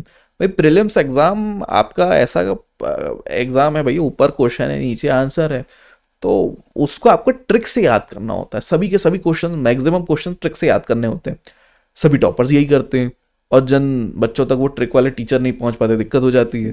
तो जितने कोचिंग सेंटर्स है वो नॉर्मली यही करते हैं कि बच्चों को ट्रिक वगैरह सब याद करा देते हैं बच्चे, और जो बच्चे खुद से पढ़ रहे हैं उनसे नहीं हो पाता है। तो इसके उपाय के तौर पे हम लोगों ने प्रीलिम्स का जो क्रैश कोर्स वगैरह हम लोग लॉन्च किए हैं उसमें यही सब चीज़ें, पूरी जीएस की चीज़ें हम ट्रिक से याद करवाते हैं। लेकिन मुद्दा ये है कि आप नोट्स बनाए कि नहीं बनाए। तो प्रीलिम्स या वनडे एग्जाम के लिए, सिर्फ ऑब्जेक्टिव एग्जाम के लिए नोट्स बहुत खतरनाक बनाने की जरूरत नहीं है। आप किसी नोट्स को परचेस कर सकते हैं। जैसे हमारे यहाँ जितने बच्चे हैं उन लोगों ने जो हैंड रिटन नोट्स वगैरह बनाए हैं वो सारे हम लोगों ने ऐप पे पीडीएफ सेक्शन पे, ई बुक सेक्शन पे डलवा दिए हैं। तो वहाँ से आप देखना चाहें देख लीजिए या खुद से बना लीजिए। खुद से बनाओगे टाइम वेस्ट होगा, परचेस कर लोगे टाइम बचेगा, बस इतना फ़र्क है, बाकी उसमें कोई दिक्कत नहीं है। दूसरी ज़रूरी बात कि नोट्स जब आप बना रहे हैं तो नोट्स शॉर्ट होने चाहिए। मेंस के लिए तो बहुत शॉर्ट होने चाहिए। प्रीलिम्स के लिए जो चीज़ें आप भूल जाते हो केवल वो होने चाहिए। तो प्रीलिम्स के लिए क्या करें, अगर आप सीजीजीएस का, फॉर एग्जांपल मैं आपको एक एग्जांपल बता रहा हूँ, हमारे ऐप में एक टेस्ट है 5000 सीजीजीएस के टेस्ट, मतलब उसमें टॉपिक वाइज हम लोगों ने टेस्ट डाले हैं। एग्जाम्पल के तौर पर मानिए कि आपने वो टेस्ट ले लिया, तो आपका जो वो टेस्ट है, आपने कोई एक टॉपिक, छत्तीसगढ़ का भूगोल का कोई टॉपिक पकड़ा, उसमें आपने टेस्ट दे दिए, 60 क्वेश्चंस उसमें है, सेम माइनस मार्किंग वगैरह जैसे पीएससी में होती है वैसा ही है। आप जब पूरा टेस्ट खत्म करेंगे तो कितने आपने सही किए, कितना गलत किए, वो भी आपको पता चल जाएगा। तो जो जो आपने गलत कर लिए हैं वो आपका वीक पॉइंट है। तो आपको क्या करना है, जो जो आपने गलत किए हैं उसको आप बढ़िया से अपने पुस्तक में हाईलाइट कर लो, और या तो फिर आप उसको नोट कर लो। हाईलाइट करोगे तो बेटर है, प्रीलिम्स के लिए काम हो जाएगा, मेहनत बचेगा, वरना फिर नोट बनाने लगोगे आप उस चीज़ का, बहुत घंटे लगेंगे, टाइम निकल जाएगा, इतना टाइम है किसके पास। तो प्रीलिम्स के लिए नोट्स नहीं बनाना है, मेंस के लिए नोट्स बनाना है। मेंस के लिए नोट्स कंपलसरी है, ज़रूरी है। ट्रिक के नोट्स ज़रूर बनाएं, और जो चीज़ें आप भूल जाते हैं उसके नोट्स ज़रूर बनाएं। मेरा एक गोल्डन रूल है जो मैं हर बच्चों को बोलता हूँ, वो एकदम सिंपल रूल है। मैं बोलता हूँ कि यार देखो, अगर आपके नोट्स में कोई चीज़ लिखी हुई है तो वो आपके दिमाग में नहीं होनी चाहिए, और अगर आपके दिमाग में कोई चीज़ बैठ गई है तो वो आपके नोट्स में नहीं होनी चाहिए, वहाँ से आपको काटते हुए चलना है। धीरे धीरे आपको चीज़ें याद होती रहती हैं, तो किसी को भी एक दिन में चीज़ें याद नहीं होती है। और नोट्स बनाते समय रट्टा मारने की कोशिश ना करें, पूरा नोट्स एक बार में बनाएं, फिर लास्ट समय बैठ के आराम से उसको रट्टा मारें। अब नोट्स कैसे तैयार करें कि वो लास्ट समय में आपके काम आए, एक बहुत इंपॉर्टेंट टॉपिक है, और इस चीज़ में हर बच्चा फेल हो जाता है। इसी कारण जब एग्जाम आता है तो वो परेशान हो जाता है। पहली बात, किसी भी सब्जेक्ट का नोट्स मोस्टली 20 पेज से ज़्यादा लंबा नहीं होना चाहिए। 20 15 20 पेज खत्म, इससे ज़्यादा नहीं। अगर आपके नोट्स जो हैं 20 25 पेज से ज़्यादा बन रहे हैं, मैं सीजीपीएससी की बात कर रहा हूँ, मेंस और प्रीलिम्स संभाल के, तो फिर आप मान कर चलिए कि फिर मामला बहुत गड़बड़ है। आप बहुत कम समय में उसका रिवीजन नहीं कर पाएंगे।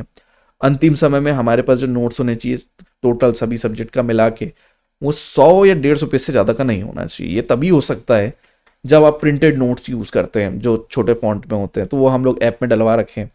कभी टाइम मिले तो एक आध परचेस कर लीजिएगा, दिख जाएगा उसमें से। और दूसरा काम जो आपको अगर कर सकते हैं कि आप खुद से अगर नोट्स बनाना चाह रहे हैं, तो मैं एक छोटा सा आइडिया आपको बताता हूँ कि आप प्रीवियस ईयर के जितने पेपर हैं आपने एनालाइज कर दिया, जो कि मैंने पहले की वीडियोस में बता रखा है। आप इस सीरीज़ के सभी वीडियो देखेंगे तो आपको पता चल जाएगा। मैं रेकमेंड करता हूँ सभी के सभी वीडियो देखिए, और अगर आपने अभी तक के सभी वीडियो देख रखे हैं तो कमेंट में ज़रूर बताइएगा। आप लोगों को अलग से आपके लिए कुछ अच्छा कमेंट हम लोग की तरफ से जाएगा। तो मैं ये बोलना चाह रहा हूँ कि आप ये बात पहले समझिए कि जो चीज़ें आपको आती है वो नोट्स में मत लिखिए। मान लीजिए कि आपको पता है कि गांधी जी का जन्म कहाँ पे हुआ था, तो गुजरात में हुआ था। गुजरात की किस जगह में, फॉर एग्जाम्पल आपको पोरबंदर नहीं पता है, तो आप सिर्फ पोरबंदर लिखिए, गांधी जी लिखिए ऐसा गांधी जी, और उसमें एक तीर बना लीजिए। जैसे मान लीजिए आपने ऐसा लिखा है यहाँ पे बीच पे गांधी जी, और गोला बना लीजिए, और ऊपर एक ऐसा तीर बना लीजिए, वहाँ पे लिख दीजिए पोरबंदर, क्योंकि आपको याद नहीं है। और कुछ चीज़ याद नहीं है तो बाजू में उसको वो चीज़ें जो याद नहीं वो नोट करते हुए चलिए। सभी चीज़ें नोट करना है, पोथी पुराण बनाना है, ये नहीं करना है। तो जितनी चीज़ें कम हो आप पढ़िए, कोई टॉपिक आज पढ़िए, 2 3 दिन रुक जाइए, 3 दिन बाद फिर आप रिवीजन करिए, आप टेस्ट दे दीजिए उस चीज़ का।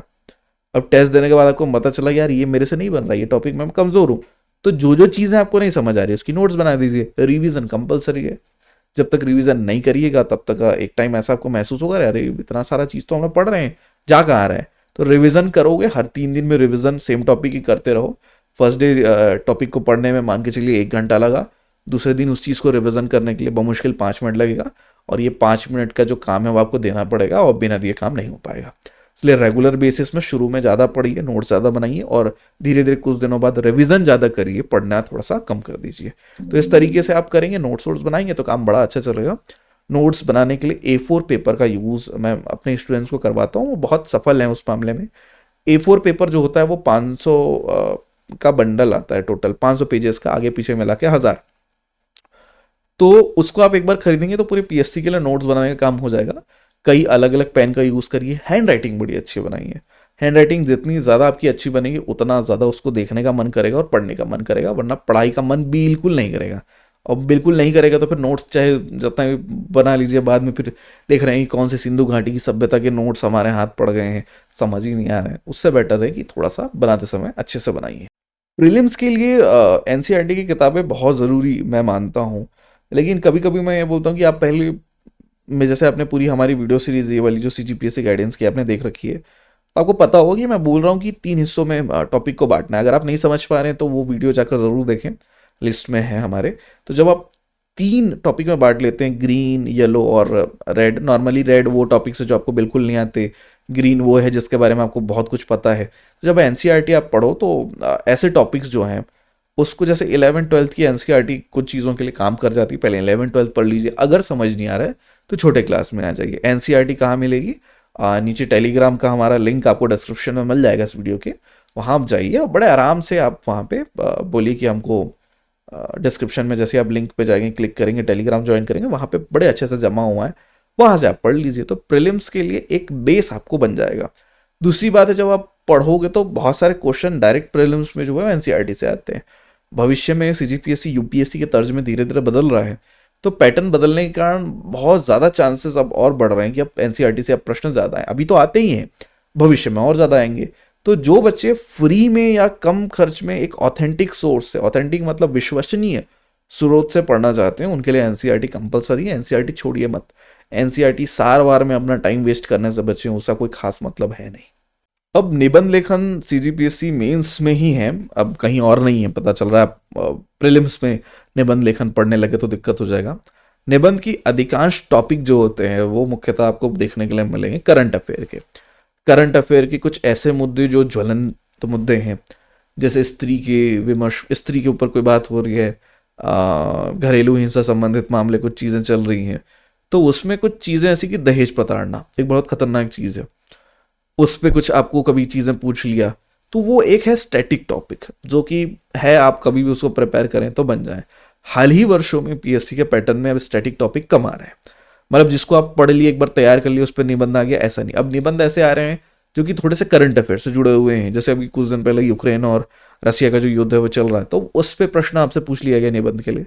तो निबंध लिखने के लिए पहले तो आपको ये समझना है कि निबंध को कुछ हिस्सों में लिखना है। तो जब भी आपको कुछ प्रश्न पूछा जाए, कभी भी निबंध में कोई भी निबंध का तैयारी आपको करना है, तो पहले निबंध लिखना कैसे है वो आपको पता होना चाहिए। तो उसके लिए एकदम बेसिक तरीका है कि शुरू में आप किसी भी टॉपिक का इंट्रोडक्शन दीजिए, उसके बारे में अगर कोई डाटा आपको पता है वो डाटा लिख दीजिए, बीच में जो आपने ऊपर कुछ पॉइंट्स पूरा सारगर्भित लिखा हुआ है उसके बारे में तो डिटेल में बता दीजिए। जैसे कि अगर आप बोलें गाय के ऊपर निबंध लिखना है, तो हम बचपन में क्या करते थे, गाय एक पालतू पशु है, गाय के 2 कान होते हैं, गाय का एक पूंछ होता है, गाय का 2 आंख होता है, तो इसमें रिपीटेशन बहुत ज़्यादा है, गाय का होता है, ये वाला बार बार आप बोल रहे हैं, तो आप उसको एक लाइन में आप सारगर्भित करके लिख सकते हैं, गाय एक पालतू पशु है जिसकी 2 आंखें, 2 कान, ऐसे कर, बीच में भी दो दो दो बार बार आ रहा है, तो आप बोल सकते हैं कि गाय एक पालतू पशु है जिसकी 2 आंखें, कान होती है। पूंछ मत 2 लिख देना, पूंछ एक ही होती है। तो ऐसे करके आप फिर उसके बारे में निबंध लिखते हैं। तो सामान्य तौर पे ये तो एक बेसिक बच्चा लेवल एग्जाम्पल हो गया, लेकिन निबंध लिखने के लिए सबसे ज़्यादा ज़रूरी करंट अफेयर्स। करंट अफेयर से आप जो नोट्स बनाते हैं वो मेंस के समय में आपको रिवाइज करनी है। ऐसे मुद्दे जो इंटरनेशनल और नेशनल मुद्दे हैं वो आपको बहुत अच्छे से रिवाइज करना पड़ेगा, पढ़ना पड़ेगा। और वो काम आप देखिए, मैं तो ये मानता हूँ कि आप जब पढ़ाई कर रहे हैं, करंट अफेयर पढ़ रहे हैं, तो इस तरीके से नोट्स बनाइए मान करके निबंध लिखना है।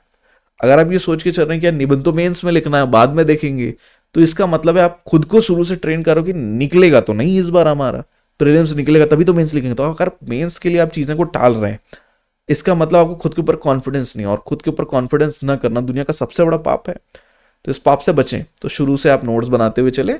निबंध के लिए करंट अफेयर्स आप देखिए, और कहीं से भी आप निबंध की जो पुस्तकें आती है उसको देख लीजिए और उससे कुछ शब्द निकाल लीजिए, उसको बार बार प्रैक्टिस करिए। इतने से आपका काम जो है वो हो जाएगा निबंध लेखन के लिए। फ्यूचर में और हम लंबी बात करेंगे कभी, क्योंकि मेरे पास जब बोर्ड होगा तो मैं ज़्यादा निबंध लेखन को समझा पाऊंगा, लेकिन बेसिक्स इतना ही है, आप यहाँ से काम शुरू कर सकते हैं। दैनिक करंट अफेयर को पूरा करने के लिए पहले तो बेसिक जीएस आप पढ़ लीजिए। बेसिक जीएस जब तक कंप्लीट नहीं होगा, करंट अफेयर के टॉपिक समझ ही नहीं आएंगे। जैसे आपको हाल ही में एक क्वेश्चन, अभी कुछ दिन टॉपिक चल रहा है कि निर्मला सीतारमण जी जो है हमारे देश के वित्त मंत्री हैं, उन्होंने सेकेंड हैंड कार की जो सेलिंग है, रीसेल जो करते हैं, उसके ऊपर भी टैक्स लगा दिया, मार्जिन के ऊपर टैक्स। तो आधे लोग कंफ्यूज है भाई किस मार्जिन पे टैक्स लगा, क्या है जीएसटी काउंसिल की बैठक क्या होती है, वो आप कंफ्यूज हो जाएंगे। तो उसके लिए पहले आपको अर्थव्यवस्था का बेसिक कॉन्सेप्ट पता होना चाहिए कि भाई एक डायरेक्ट टैक्स होता है, एक इनडायरेक्ट टैक्स होता है, जीएसटी जो है वो देते कौन है, राज्य का कितना हिस्सा होता है, केंद्र का कितना हिस्सा होता है।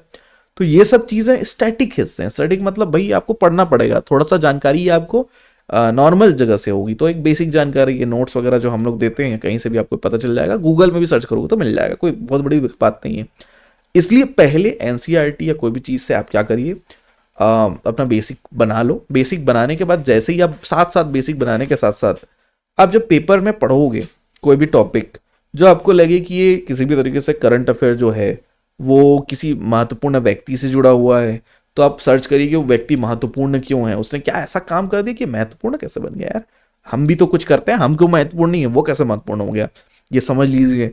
दूसरा काम है कि आप जब भी नोट्स बनाएंगे तो मंथली और पखवाड़े के हिसाब से, पखवाड़ा का मतलब होता है 15-15 दिन का सेट। तो जब आप बनाएंगे तो 15 दिन का जो सेट है शुरुआती सेट का बनाइए और दूसरे सेट का बनाइए। मान लीजिए कि 1 सितंबर से लेके 15 सितंबर तक का बन गया है, और फिर सेकेंड हाफ का दूसरा बना लीजिए। इससे क्या है कि दिमाग में एक लोकेशन आप डाल दीजिए कि ये वाली घटना जो घटित हुई है, ऐसा टोटल साल के 24 सेट बनेंगे। और जब भी आप ये चीज़ करें, मैं एक बड़ा कॉमेडी टाइप की चीज़ बता रहा हूँ बट ये काम करता है। करंट अफेयर जब भी पढ़ें तो उस करंट अफेयर की नोट्स अलग अलग घर के 24 कोनों में रखें। उससे आपके दिमाग में ये रहेगा कि आप जब आपको कोई खास टॉपिक आप रिवीजन कर रहे हैं, खास जगह में बैठ के रिवीजन करें। रखें का मतलब मान के चलो आप सितंबर का पहले वीक, पहले सेट का अगर आप पढ़ रहे हैं 1 से 15 तारीख तक का, तो घर के किसी एक खास कोने में बैठ के पढ़ो और अपने दिमाग में बैठा लो कि हाँ भाई ये सितंबर यहाँ पढ़ेंगे, नवंबर वहाँ पढ़ेंगे, यहाँ पढ़ेंगे। उससे दिमाग में एक लोकेशन बैठ जाता है। तो जब एग्जाम में इससे रिलेटेड कोई भी क्वेश्चन आती है तो आपके दिमाग में फिक्स होता है, अरे हाँ ये वाला चीज़ मैं उस जगह में बैठ के पढ़ा हुआ था, और वो जगह जो है सितंबर या अक्टूबर के इस तारीख से तारीख है। तो नॉर्मली 15 दिन का जो तारीख का जो दिमाग में वो एक आराम से आपके दिमाग में बैठ जाएगा। पहली बात तो होगा ये। दूसरी बात ये कि जब ये चीज़ें पढ़ते हो, नोट्स वोट्स बनाते हो, तो नोट्स बनाते समय जो महत्वपूर्ण पॉइंट्स हैं जो आपको लगता है कि मैं भूल जाऊंगा या फैक्ट के तौर पर मुझे याद रखनी चाहिए, वो लिख लीजिए। और सामान्य तौर पर मेरा एक्सपीरियंस रहा है कि जब भी आप करंट अफेयर लिखें तो उसको रिवाइज भी करते चलें। जैसे आप पहले दिन का करंट अफेयर लिखे, दूसरे तीसरे चौथे चौथे दिन में जब आप लिख रहे हैं तो जब आप लिखेंगे तो ऊपर में जो जरूरी करंट अफेयर है वो भी लिखा हुआ है। तो जितनी चीज़ें शॉर्ट में आप लिख सकते हैं उतना लिखें, लॉन्ग में लिखने की ज़रूरत नहीं है। पेपर की कोई चीज़ें आपको लग रही हैं करंट अफेयर बहुत इंपॉर्टेंट है तो कॉपी रखिए, पेपर को काटिए और उसमें चिपका दीजिए। हर चीज़ लिखने की ज़रूरत नहीं है। और पेपर से ऐसा तीर बना के, मान लीजिए कि ये आपका पेपर यहाँ पर ऐसा कुछ है और आपको लग रहा है कि भाई हाँ ये कर्टन है उसकी, काट के आपने चिपका दिया और यहाँ का ये पॉइंट इंपॉर्टेंट है, तो पहले हाईलाइटर से हाईलाइट करो, फिर ऐसे तीर बना के उसको बाजू में जो आपको समझ में आता है एक्सप्लेन करने लायक जो चीज़ है एक्सप्लेन कर लो। तो वो पहली बात है। तो पेपर अच्छे रखिए और पेपर से फिर आप उसमें कर सकते हैं। नहीं तो हम लोग की जो अभी फ्यूचर की जो प्लानिंग चल रही है, करंट अफेयर मंथली वाली चीज़ है, मैं तो साल के आखिरी में जितना इंपॉर्टेंट करंट अफेयर होता है क्लास में अपने पढ़ाता हूँ। प्रीलिम्स वाले क्लास में भी हम लोग करंट अफेयर थोड़े दिन में करेंगे एग्जाम के कुछ दिन पहले। लेकिन नॉर्मल कंडीशन में मैं ये बोलता हूँ कि अगर आप करंट अफेयर करना ही चाहते हो, साल भर से आप पढ़ ही रहे हो, तो फिर लास्ट में जो सर लोग बताते हैं उसको रिवीजन कर लो कि हाँ भाई हम लोग से इंपॉर्टेंट तो नहीं छूट रहा है। जैसे मैं अभी हम लोग का जो हर साल में निकालता हूँ मोस्ट इंपॉर्टेंट टॉपिक्स, इस बार में निकला है 25 पेज के टॉपिक्स हैं। अब आप मान के चलो कुछ का कुछ पढ़े जा रहे हो, तो पहले ये देख लो कि जो सर ने लिस्ट दी है उस लिस्ट के टॉपिक में वो चीज़ें हैं कि नहीं। ये ऐप में मिलेगी, ई बुक के सेक्शन से आप परचेस कर सकते हैं। वहाँ पे ये चीज़ ध्यान रखिए कि वो अगर टॉपिक जो आ रहा है एग्जाम में वही आपने नहीं पढ़ रखा, उसको छोड़ के सारी चीज़ें पढ़ रखी हैं, तो फिर अंधेरे में लॉस्ट में हो, आप खुद के पैर में कुल्हाड़ी मार रहे हो, वो काम करने से बचे। वो हम लोग पूरा एनालिसिस करके वगैरह वगैरह हमारा खोपड़ी लगा के उसमें बनाते हैं, वो आपका काम नहीं है। बट अगर हाँ आपको आपके पास समय बहुत ज़्यादा है तो आप भी वो काम कर सकते हैं, बहुत आसान काम है। पिछले 10 साल 15 साल के करंट अफेयर्स को आप निकालिए, कहाँ कहाँ से पूछ रहा है, ट्रेंड क्या चल रहा है, उसके हिसाब से हम लोग काम करके देख सकते हैं। सीजीपीएससी की इंटरव्यू देखिए, वो बहुत ज़्यादा जो जिस चीज़ के बारे में वो लोग जानना चाहते हैं, पहली चीज़ तो है कि हर बच्चे को जॉब क्यों चाहिए। तो नॉर्मली आप रॉब झाड़ने के लिए, पैसे के लिए, गाड़ी के लिए, सबके लिए होता है। तो पहले तो जॉब का काम ही है कि हमको आर्थिक रूप से एक स्टेबिलिटी दे, हम लोग को एक जगह मिले, हम लोग स्टैंड होना चाहते हैं, अपने पैरों पे खड़ा होना चाहते हैं, उसके लिए। लेकिन केवल इसी चीज़ के लिए आपको कोई राज्य लोक सेवा आयोग की नौकरी तो नहीं दे सकता ना। इसलिए आपको उनके नज़रिए से अपने आप को देखना होता है। पहली बात कि यार देखो, राज्य लोक सेवा आयोग की जो नौकरी है वो एक बंदूक की तरह है, वो खेलने के लिए नहीं दी जा सकती, वो जिम्मेदारी वाला काम है। तो पहले बात समझिए कि आपको जिम्मेदार फील करना पड़ेगा। आप जिस माहौल में रहते हैं, आप जिस जगह में रहते हैं, हो सकता है जब आप अब बहुत अच्छे से बात करें या लोगों को कुछ समझाने की कोशिश करें तो वो लोग नहीं समझे। हो सकता है कि आप जब जिस जगह में रहें, आप बच्चों को आप बुला के समझाएंगे बेटा अभी पढ़ने लिखने का समय है, तंबाकू मत खाओ, ये सब मत करो, ऐसे बीमारी होती है, तो वो नॉर्मली बोलेगा कि इतने बड़े बड़े अभिनेता हैं, शाहरुख खान खा रहा है, चुबा के से उसको नहीं हो रहा है, हमको थोड़ी हो जाएगा। तो वो किस्म के जो लोग आपके आसपास में जो बच्चे होंगे या आपके आसपास में जो लोग होंगे जिनका वो सोच होगा, 99% वो पीएससी के लिए ठीक नहीं होता है। तो आप ये समझिए कि आपका जो ग्रुप है, आप जहाँ पे रह रहे हैं, किन लोगों को सुन रहे हैं, आप जिनको सुन रहे हैं, आपको उनको सुन के लग रहा है कि अफसर जैसी बातें कर रहा है या बात करने की इनकी शैली बड़ी अच्छी है, तो आप उनको अगर जितना ज़्यादा सुनोगे तो पहली तो आपकी शैली ठीक हो जाएगी। आप रात भर बैठ के मिर्ज़ापुर देख रहे हैं और अगले दिन आप बोल रहे हैं कि आपसे आपके मुंह से गालियां ना निकले, पॉसिबल नहीं है। हद से ज़्यादा आप हो सकता है गाली बकने लग जाए। इसलिए कोशिश ये करना है कि पहले तो आपकी पर्सनालिटी, बात करने का जो शैली है, बिना रुके बात करना, बात करने में एक लय होना, चीज़ों को आप समझा पाते हैं कम शब्दों में कि नहीं कर पाते हैं, ये सारे गुण जो हैं इंटरव्यू के लिए आपको आपके अंदर होने चाहिए। क्योंकि इंटरव्यू का जो पैनल होता है, जब आपसे क्वेश्चन पूछेगा, तो वो क्वेश्चन को आप कितने जल्दी समझते हैं, पहला पॉइंट ये बहुत ज़्यादा ज़रूरी है, ये पॉइंट बहुत ज़रूरी है। दूसरी चीज़ है कि आप जब समझ गए उस क्वेश्चन को, तो उसका एक सही और सारगर्भित उत्तर कम से कम शब्दों में कैसे दे सकते हैं। और कम से कम शब्दों में हम लोग, जैसे मैं नॉर्मली एक टीचर हूँ, तो हम लोग हैंड गेस्चर से चीज़ें समझाते हैं। हैंड गेस्चर मतलब हाथ हिला के इधर ऊपर नीचे नाच गा के समझाते हैं, ये हम लोग का तरीका है। जब आप इंटरव्यू पैनल के सामने बैठोगे, ऐसा तन के बैठोगे, और हाँ, आपका नाम, यस सर हमारा नाम ये है, आप क्या करते हैं, सर हम लोग अभी तो कुछ करते नहीं है, लेकिन जॉब नहीं करते हैं, हम अभी सिर्फ पढ़ाई कर रहे हैं। तो अब ये बताने का तरीका में, हम तो अभी कुछ नहीं करते हैं। तो यार कुछ तो कर रहे हो, पढ़ाई तो कर रहे हो। तो बोलने का जो तरीका है, सारगर्भित शब्दों को बोलने के पहले अगर आप दिमाग में 10 बार प्रोसेस करके देख रहे हो, बोलने में सही लगेगा कि नहीं, बोलूंगा तो क्या असर पड़ेगा, जो बेवजह के विवाद से हम बचें। तो ये सारी जो टेक्निक्स होती हैं, बात करने का सलीका, आपके पास कितनी हिंदी के अच्छे शब्द हैं, अंग्रेजी में आप बात करें तो वैकेबलरी आपकी कितनी अच्छी है, ये सारी चीज़ें इंटरव्यू में काम करेंगी। चलने का नज़रिया, आप खुद को चलते हुए देखें, और थोड़ा बहुत आपको लगता है कि बॉडी अगर ठीक नहीं है तो हल्की फुल्की एक्सरसाइज वगैरह आप करते हैं तो वो भी थोड़ी ठीक हो जाती है। तो कुल मिला के आपको ये ध्यान में रखना है कि इंटरव्यू का जो तैयारी है वो आपके करंट अफेयर पे डिपेंड करता है, आपका करंट अफेयर पे कितनी नज़र है। न्यूज़ चैनल पे जो अच्छी न्यूज़ आ रही है, ये वाली न्यूज़ मैंने संसद टीवी वगैरह आप देखें, बाकी लोग को मैं रिकमेंड नहीं करता हूँ। डीडी न्यूज़ देख सकते हैं। सरकार की योजनाएं आ रही हैं तो वो योजनाएं कैसे इंपॉर्टेंट हैं आपको लिए, वो कैसी इंपॉर्टेंट है, सरकार की वो योजना की कमी क्या है, उसको कैसा सुधारा जा सकता है। केवल किसी कमी बता दी और सुधारने का कोई आपके पास रास्ता नहीं है तो कमी भी मत बताओ। तो ये सारी चीज़ों को आप अपने अंदर शामिल करेंगे तो इंटरव्यू पैनल के सामने एटलीस्ट बैठने के योग्य बनेंगे। और इसके बारे में विस्तृत चर्चा जो है चैनल पे होगी किसी दिन, तो सब्सक्राइब आप करिएगा और फिर उसमें होगा। बाकी ये तो पूरी गाइडेंस सीरीज़ जो है एज अ पॉडकास्ट आप लोगों तक पहुंच रही है। आशा करते हैं ये चीज़ें हेल्पफुल हो रही होंगी आपके लिए। कमेंट में ज़रूर बताया करें, मेहनत बहुत लगता है सब चीज़ों को बनाने में। तो आप लोग जब आंसर करते हैं या कुछ कमेंट करते हैं अच्छी अच्छी, तो हम लोग का मनोबल बढ़ जाता है, हम लोग और ज़्यादा बनाने लगते हैं।